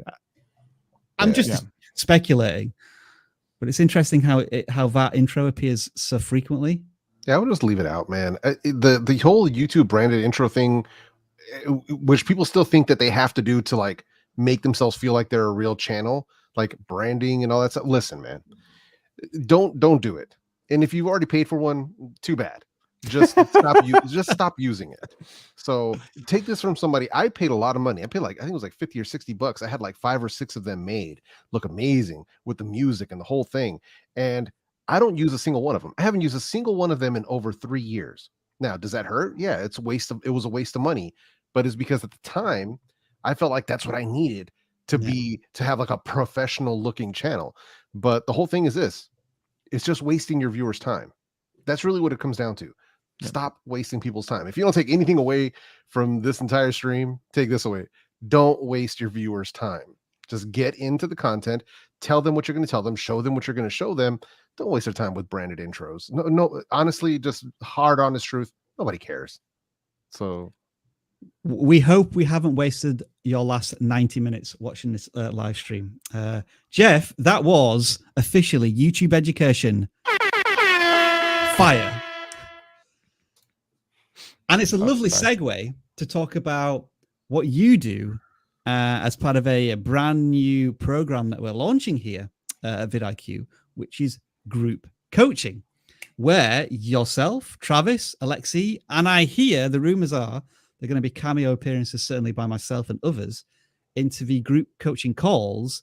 Tell us a little bit more about it. So people, if they're interested in investing in taking their YouTube channel to the next level, what they might gain from all of this. Yeah, no, absolutely. So basically, we're doing 2 group coaching sessions per month for this group coaching class. Essentially, we're going to be talking about a particular subject for the first few minutes, and afterwards, we're doing a live Q&A with our group coaching members. The beauty of this, because a lot of people think that they have to have one-on-one, but here's the beauty of it. The other people in the group will ask questions that you didn't realize you wanted answers for. That's one of the best things about this. So being able to hear all these different answers based on different niches as well, but you're also going to find that there's other channels in your same niche in there where you guys can help out, whether it's via collaborations, things of that nature. So group coaching, we're doing 2 sessions a month. We're also going to be throwing in bonus sessions with people like Rob and other guests who are going to come in and speak with you. Secondarily, we also have a private Discord that we have for our group coaching members, and this is where you get to have access directly to the 3 coaches. So it's not just me, it's Travis and Alexi as well. We're in the Discord server, in that private Discord, helping out wherever we can. So it's a really good setup for the people that are a part of it. They're already seeing benefits from it. And between the 3 coaches, there's really no questions that we have not been able to answer. So overall, I think this is the best thing that we've offered, considering the low price of it. I think it's an amazing deal. We're having fun doing it. The people who are involved are having fun. And even if you just join now, you're still going to get access to the previous calls. So the other calls that we've already done, you're going to get access to those as well. So you can watch what we've talked about before as well.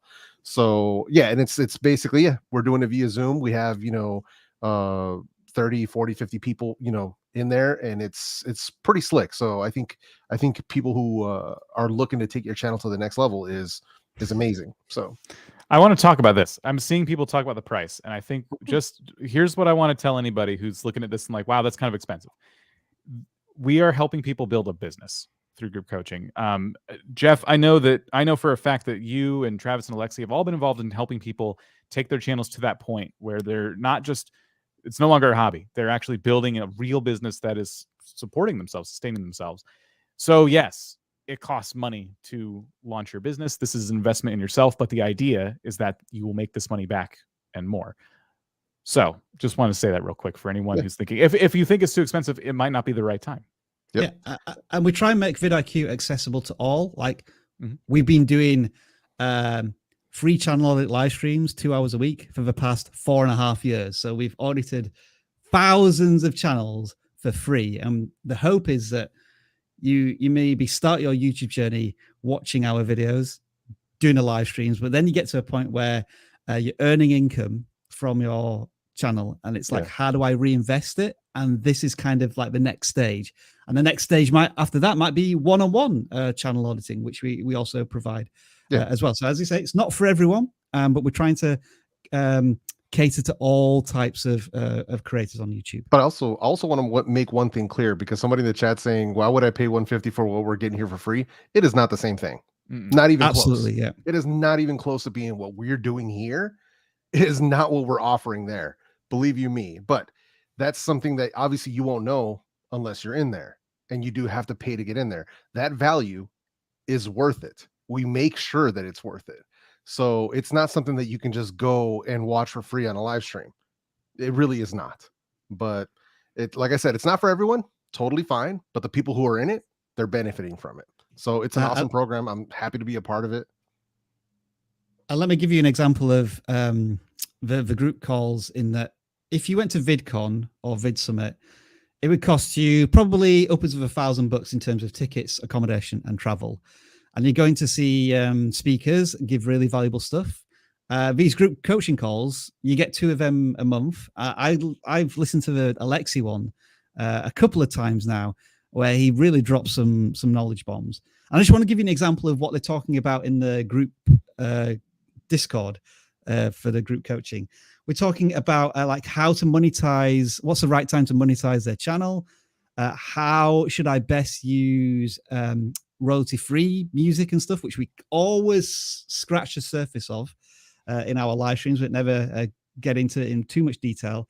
And like the best editing tools, and like, should I include my game title in my video title? Like, we'll maybe talk about that, Dan and I, for 2 minutes on a Wednesday live stream, but we'll need to move on to the next question. Whereas here it's down in print permanently, and then you can ask that question to 3 people, where there are 20 to 30 people in each group coaching session, whereas we're trying to tackle with 350, 400 people in this live stream. And so someone asked, how long is it? It's 1 hour per session, 2 sessions a month at minimum. And then you also get access to all the recordings as well. And each one starts as like a lesson. They sit you down and teach you a new concept, something that we don't have time to do in these live streams. Yeah. So we've talked about the algorithm. We've talked about audience retention. We've talked about how to figure out what videos to make, how to choose your target audience, how to know what your viewers are, so you know what videos to make. So like I said, it isn't stuff that you're going to find here for free. So, and with all of that being said, we have spent 5 minutes talking about group coaching. If you want to take us up on an opportunity, there are links in the description. Go ahead. But now we'll go back to channel auditing for the other 1 hour and 55 minutes for free. Jeff, if you please. The claw. Can anyone remember if this was supposed to be a non-gaming or gaming channel? I've lost my train of thought. Where were we? Sure it was yes, that was the last channel we did. Yeah. So it's a non-gaming channel. Let's take a look at what we have. Oh, is it another trading card channel?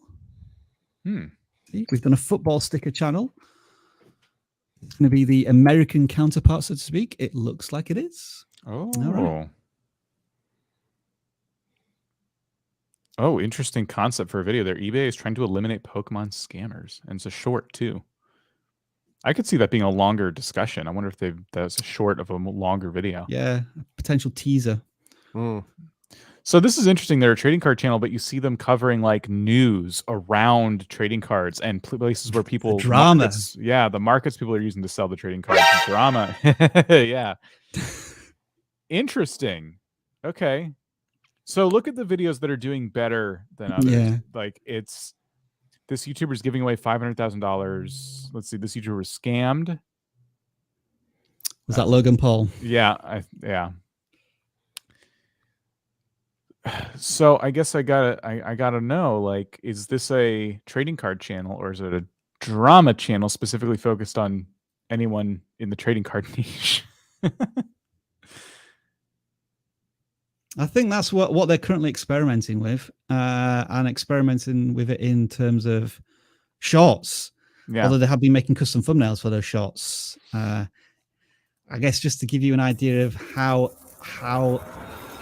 little that is now having an impact, certainly on desktop, is it ain't going to bother looking at your thumbnails anymore, unfortunately. It's just going to take a random clip from your channel. Not to say that you shouldn't carry on doing shorts, thumbnails, but I feel as if within 6 months, not a single shot on the platform will have a custom thumbnail attached to it. Yeah.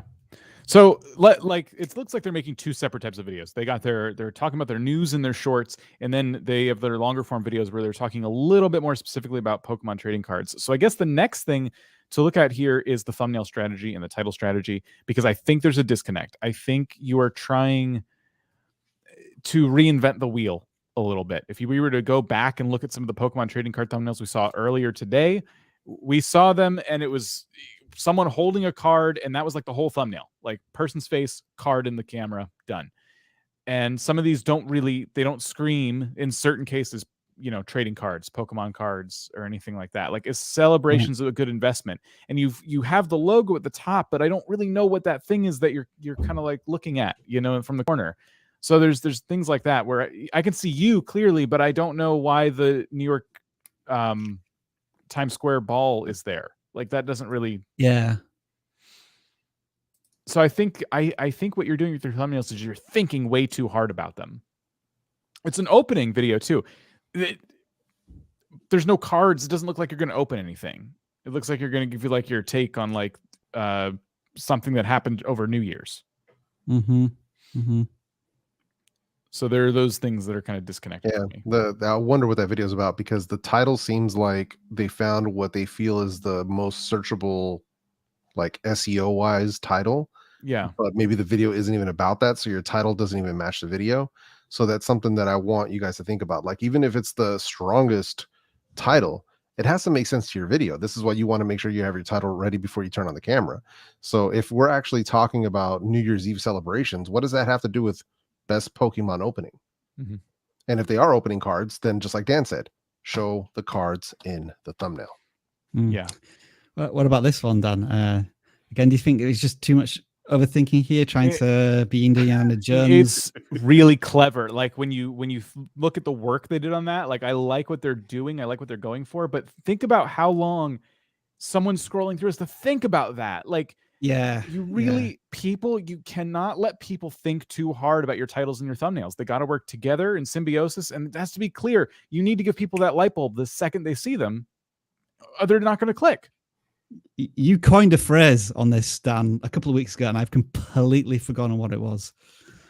Was it something like "don't think stupid" in a thumbnail, or something along those lines? I don't remember. I never remember the exact phrasing, but that's the essence of it. Don't let people think about your video. Like, they need to know what it is the second they see it. No thinking aloud in titles and thumbnails from the viewer's perspective. Yeah.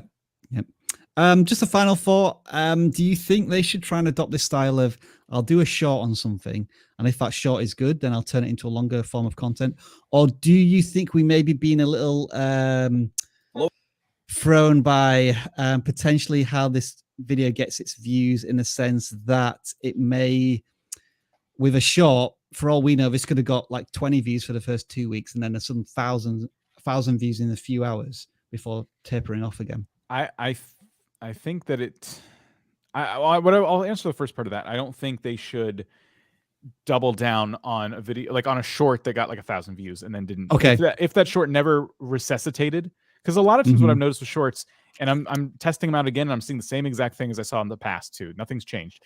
You upload a short, nothing happens, then YouTube tests it in front of an audience. And then what you're waiting for is YouTube to test it a little bit more. And then eventually, if it's good enough, it gets like regular viewing. So you notice that line isn't flat anymore. It's just kind of going up at a certain angle.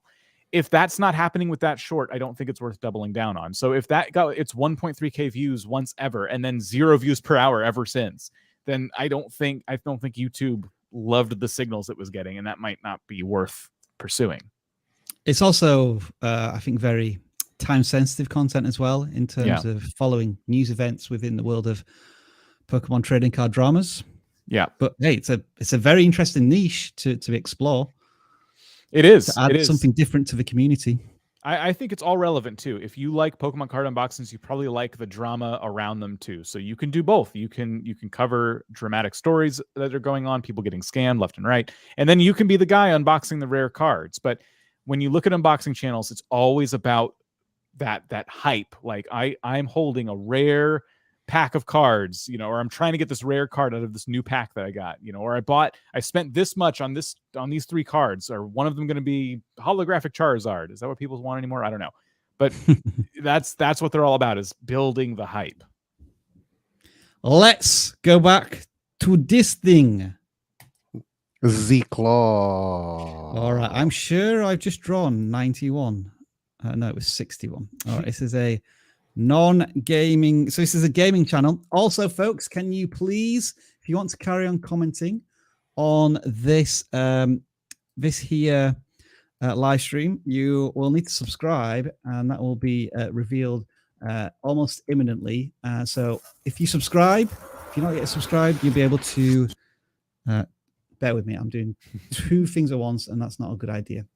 So let's do the subscribe thing first. So you'll be able to comment again if you subscribe. And now the channel I'm picking up is this one, the Zelda Corner. Okay. It sounds familiar. I know it's not 100% Zelda, but I'm wondering, have we ordered this channel recently? Your number 1 source for all things Zelda. All right. Oof. I like the value proposition.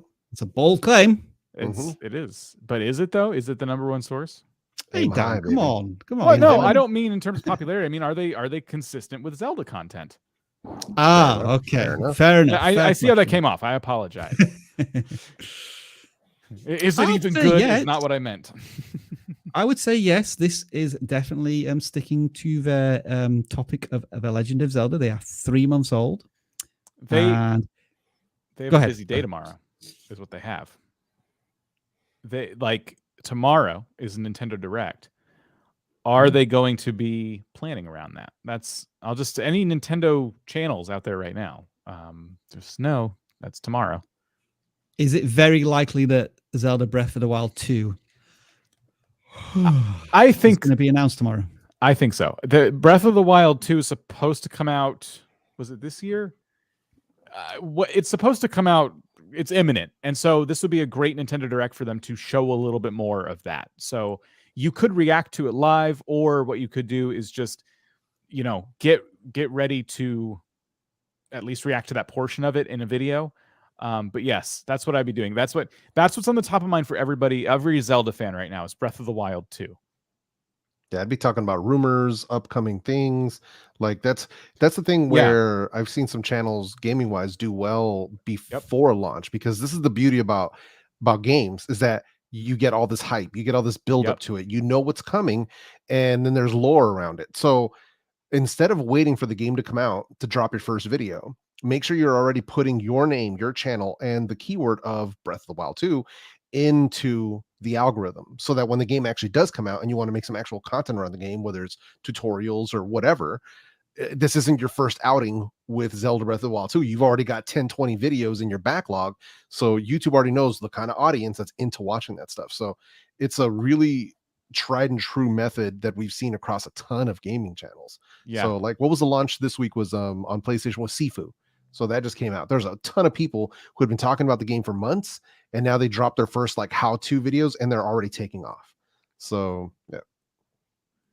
So we're looking at some some fantastic videos from back when they first announced Breath of the Wild 2. Yeah, I was thinking like things you missed. So there's always those channels that spot 30 things in a 90-second trailer and pick all of them out. You know what some of the big channels do is they go back. So they're doing a live stream, they react to it, and then the live stream doesn't end when the direct ends. They actually go back and frame by frame, they're already live breaking it down. And then they take the recording of that and turn it into a video. So I want your channel to go all in on Breath of the Wild 2. I know there's barely anything there's not a lot about it yet. We're hoping tomorrow to hear some more. Go all in though. Speculate. Like, make your entire channel Breath of the Wild 2, because I see like there's other Zelda games on your channel, things like that. Yes, there are people who are playing classic Zelda games right now, but that audience is very limited compared to the audience who is like foaming at the mouth waiting for Breath of the Wild 2. So go all in on that. And then when you need footage, you can just get some footage of you playing Breath of the Wild 1, so that you don't only have to use like the one trailer as all of your B-roll. Here's a good example of a relatively small channel, 500 subscribers, all right, it's not an amazing amount of views, but the fact that it's appearing in search means that people are finding this video and watching it. And it's all about, is Breath of the Wild 2 leaked? If you're, as Dan said, like, don't just make one type of one video, make 20 videos on the trailer that's about to come out while the topic is trending, if you have the capacity to do that. Yeah. Go all in. Go all in on Breath of the Wild 2. Zelda's a franchise. If you're gonna make your channel about a franchise like Zelda, there will be times where things slow down. Breath of the Wild 2 is going to come out, and then it's going to be out for like 6 months or a year. People are going to get less interested in it, and that's the time where you start experimenting with some of the classics, like rating my top 5 Zelda games and things like that. Look no further than 100% Zelda for like the respect I have for that creator for keeping their channel like afloat between Breath of the Wild 1 and 2. It's phenomenal how consistent they've been. All right, so that was our original channel, was the Zelda Corner, which is a cool channel name in itself. Set up there. And I think, of course, we'll have to say the thumbnails need to go to the next step. And we've talked about that many times. I think, especially with that gaming channel, we should be looking at mobile legends and where the thumbnails need to go next. These are at a starting point of they're relatively simple. So that's a good starting point. But to have more impact, you're going to just take them to the next level. Yeah, for sure. Right. So you have all hopefully subscribed by now. So the last 10 minutes, we're going to randomly pick some channels. What hashtag should we do today, folks? What do you reckon? No intros. Love it. So, hashtag no intro. Put that in the chat once. No point in spamming, because it will only take the message once from each creator. And then we will draw some creators for some random channel audits. Yeah, that's if the joke. Can find you on the internet. No intro. Sorry, no, you don't need an S. I apologize. Yep. No intro. People don't listen either, but they're going to spam anyway. But it's just, I think it's great that StreamYard automatically filters out to just give people only one chance only, which is amazing, because it doesn't matter how much you guys spam in chat. It's only going to take you one time. Just the once. Yep. Yep. All right, we've got 150 entries, so let's try this.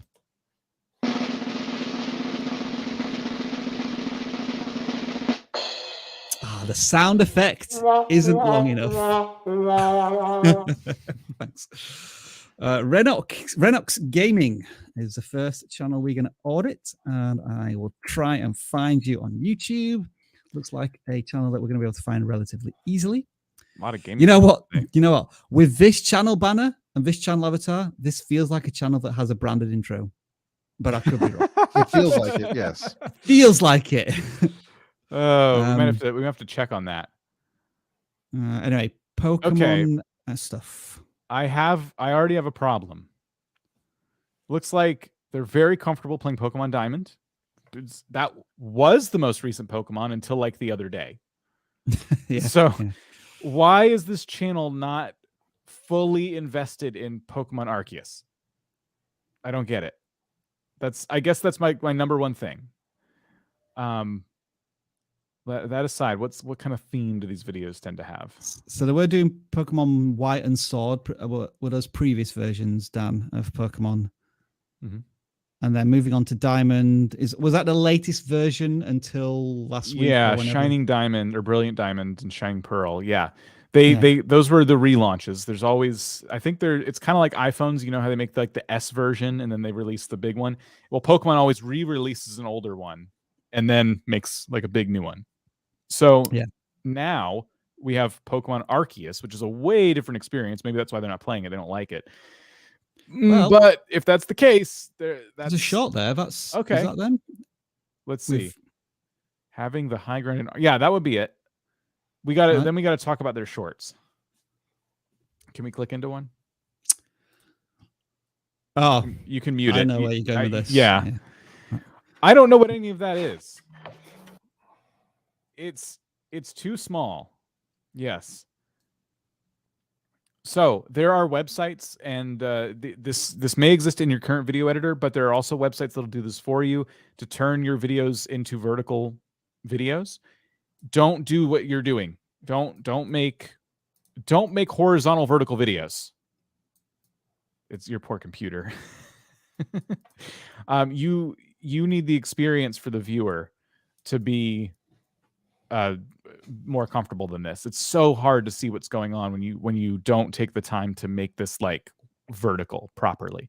So it's even harder when the internet doesn't work. Yeah, but it doesn't matter. We see the frame. So that's gonna, if you're gonna do shorts, definitely zoom them in the right way.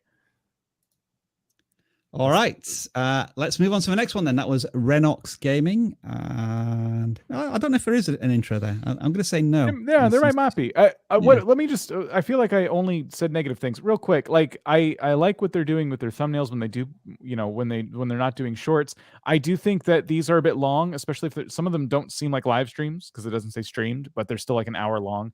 Do they need to be an hour long? You want to make sure you're editing these down to a more digestible length. Just in gaming in general, it's just really tough to sell people even on like a 20-minute video these days. I sense them maybe recorded directly into OBS. How much editing is put into it, I'm not sure, but yeah, they do feel fairly lengthy as not live streams. Yeah, a little bit of work can go a long way there. All right, I'm going to try and time this properly this time, so I'll draw again.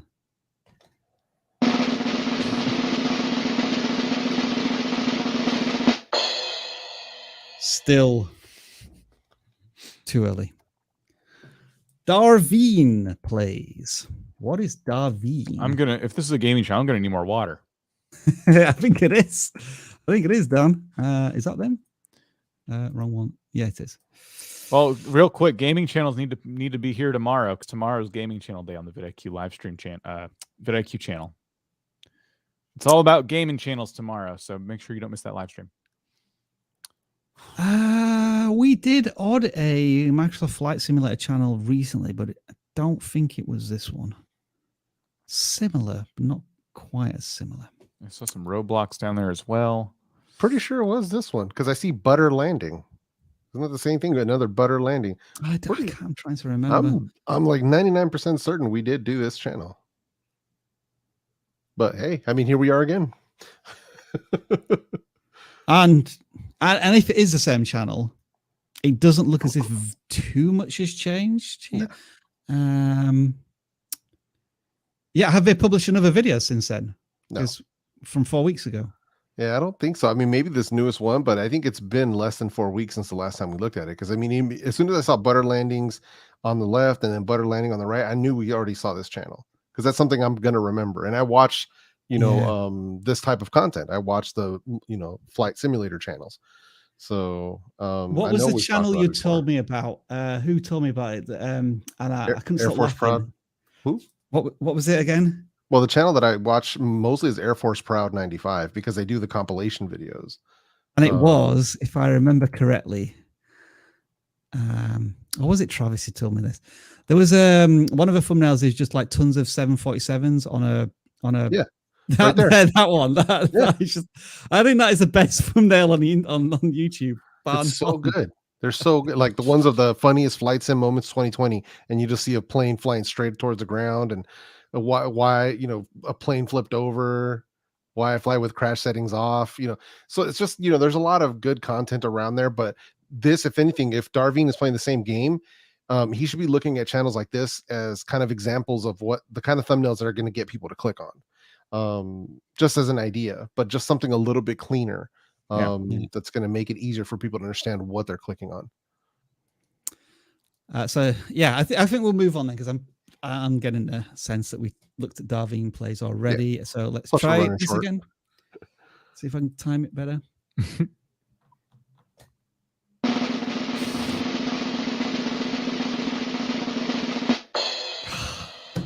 Oh, it was almost there. What? Okay, so have we audited this channel before? Yes, we have. Right, okay. Does StreamYard just want to give me another chance to do this right? Let's see what happens, because this is comedy.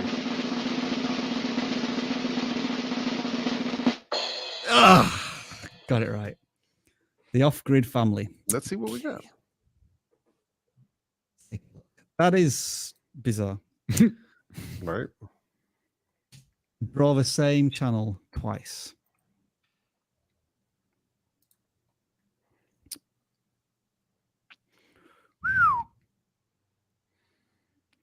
Those are some thumbnails to talk about.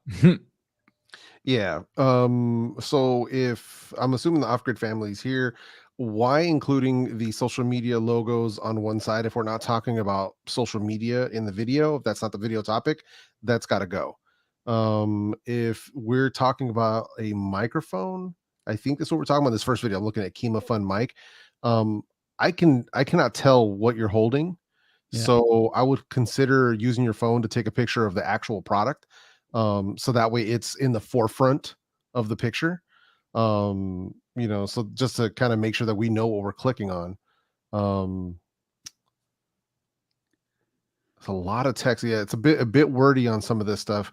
Where we have the Kima Fun mic, wireless and reach. I'm assuming it says rechargeable, but it gets hidden because we have text on the right side, so it gets hidden away. Just some things to think about. But first and foremost, man, you got to get rid of that social media banner stuff on the side. Like, what is the point in that, man? That stuff can go into your video description. Don't waste space on your thumbnail with stuff like that. Next thing, the off-grid family tends to suggest a very particular target audience and style of content. These top row of videos mostly look as if they're tech reviews, yeah, on certain items. But then we do get some stuff about gardening and then bird feeders. Again, is that necessarily connected to off-grid living as a family? I don't really feel like it is. Attempting to make banana brandy wine. That feels a bit more like self-sustainability type of content, and that video's performed a little bit better. Mm-hmm. But the next one is about a Dyson Hoover vacuum cleaner tear down and fix. Again, that doesn't feel very off-grid to me. That feels very much tech enthusiast. Yeah. I think the problem is target audience, not understanding your target audience. Like, it can only really be about one of these things. And even then, it's very broad if you want to build a audience over a long period of time. Yeah. When I think about off-grid channels, I think like a family with like a van, an RV, you know, and they're always they're doing tours of the RV, kind of like some of the things we're seeing here. We're seeing, so the solar power that comes up a lot. I don't think tech reviews. I think you like if you're doing whatever you want in the context of you're somebody who lives off the grid, that's still not resonating like with an audience. You're still trying to target too many audiences. Yeah. And you have to think about that topically, you know, because some people think, oh, well, because I'm using it here in my house, then it ties in. No, it does not. Sorry to break that to you, but no, it doesn't.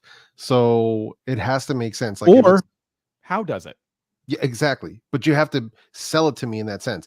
Like that newest video was about the mic, and how does that tie into off-grid living? Because it seems like it just ties in to content creation, which, you know, you got yourself a new mic, now you're making a video about it. No, don't do that. Come up with a better topic that ties into your audience. You know, don't make a video about whatever just to get a video out there. It has to make sense. Like, how is this mic going to help people who are living off-grid? If your video idea can't get past that filter, then you shouldn't be making that video. I would assume that I've thought about most popular, that most of the views from all of these top videos come from predominantly search traffic. So that occasionally, you know, one in every 20, 50, 100 videos is going to find its way onto the somewhere into nicely placed in the search rankings. But it's almost like a YouTube content creation needle in a haystack. Very rarely you'll hit the mark. And then we look at how old these videos are. 4 years ago, 5 years ago. These are all the top performing ones. So I look at these, the channel focus, and the thumbnails, and then we look at today, like 5 years on from that, and it feels as if the creator is almost doing exactly the same thing. And I don't know whether you're expecting something different to happen, but the same thing is probably happening now, in that most videos are just not going to get that many views. Yeah. Because I wonder how many videos I've made. Probably hundreds at this point. Yeah. Yeah, that red text, man. It's just... So, I mean, I feel as if we've really ripped into this channel a little bit. And we have to remember that they have almost 2 million views. Over 100%. 7 years, which is great. I think it's small things that can really help channels like this, that they've had some semblance of success, but just some small tweaks that can really take them to the next level. And I think that's really what it's going to take here, is just to make some small adjustments, even just in the way that they do the thumbnails, just to clean them up and make them make more sense to the person who's going to click on them. Here's what I would generally recommend. So these are 10 videos you've made in the last 2 months. I would commit to not making 3 videos and spending all the time you would spend making those videos on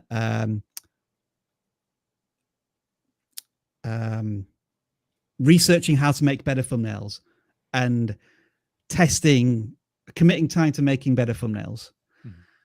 And then maybe I might take out, we'll take out those 2 videos, and then we'll focus on channel strategy going forward.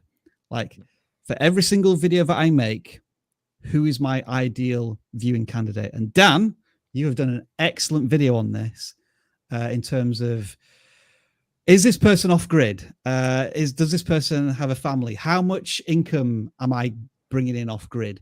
What are the biggest challenges I have off grid? It's probably like generating enough power or self-sustain or making enough food to sustain myself. And if that's not what you want to do, you want to be a tech channel, then create an ideal viewing candidate for a tech channel. Yeah. The problem is they're getting so many views from search for old content, probably to this day. Probably, yeah. And people are like, sure, I like off the grid channels, only to find out after they subscribe, it's the tech channel. So your YouTube is trying to get this content in front of a returning audience. And all it's able to find is the occasional new viewer who searches for your content, and they never return. Yeah, so 23,000 views a month. So you're looking at about 800 views a day. I would be really interested to know how many of those views come from legacy content, something that's at least over a year old and is still just chugging away with 10 views an hour type of scenario. Yeah, you've kind of abandoned those particular viewers. Yep, that's it, man. Mm-hmm. We are at time. But we wish you the best of luck and just full thumbs up for commitment in terms of continue to make content every other day, almost twice a week. And you have been doing for many years. We like to see that from creators. And you are indeed right. I think we are up to the top of the hour. And that is where we get the opportunity to play a little bit of mood music as we do the outro. Or Dan wants to say something first? Yes. What is that? While you do that, tomorrow we're talking to Farzy. They have a Minecraft channel with over 300,000 subscribers. They're going to be joining us for the first hour of tomorrow's Wednesday Q&A stream. So if you are, especially if you're a gaming channel, I'm sure there'll be something in there for everybody. Drop by tomorrow, hang out with us, hang out with Farzy. We're going to be talking about how some of these Minecraft channels are starting and then in just a few weeks getting thousands of subscribers and more. So especially if you're a gaming channel, join us tomorrow. It's gaming day. All right. You're listening to vidIQ 95.7 FM. And we are bringing you through the lunch hour. We're going to say goodbye to the following people. Raul Reynolds Art. Also, thank you to the old Escator and home of the lazy gamer who just keeps saying his own name in the chat, which is fantastic. And restart with Luke. Goodbye to you. Dan. Your turn. Well, you know, Traffic on the Eye Chat 5 is moving right along today. We're getting some slowdowns here with people saying their own name over and over again. So you want to avoid that. There's been a pileup of people just saying their own name constantly for some reason, and we're not sure why. So if you can avoid that, maybe take a detour. You're going to get to work probably about 5 minutes late. I would budget for that. But yeah, that was it. I was going to say bye to people, but then I just kept going with that. And that's what I'm going to do. And over to Jeff for the sports. Well, just want to say bye to the Okapi clan, saying bye to Mikey's TikTok shorts, saying bye to the actual Archer, and bye to Calvin. Just Calvin. This person wants a shout out. No. No. Okay, sorry. See you tomorrow.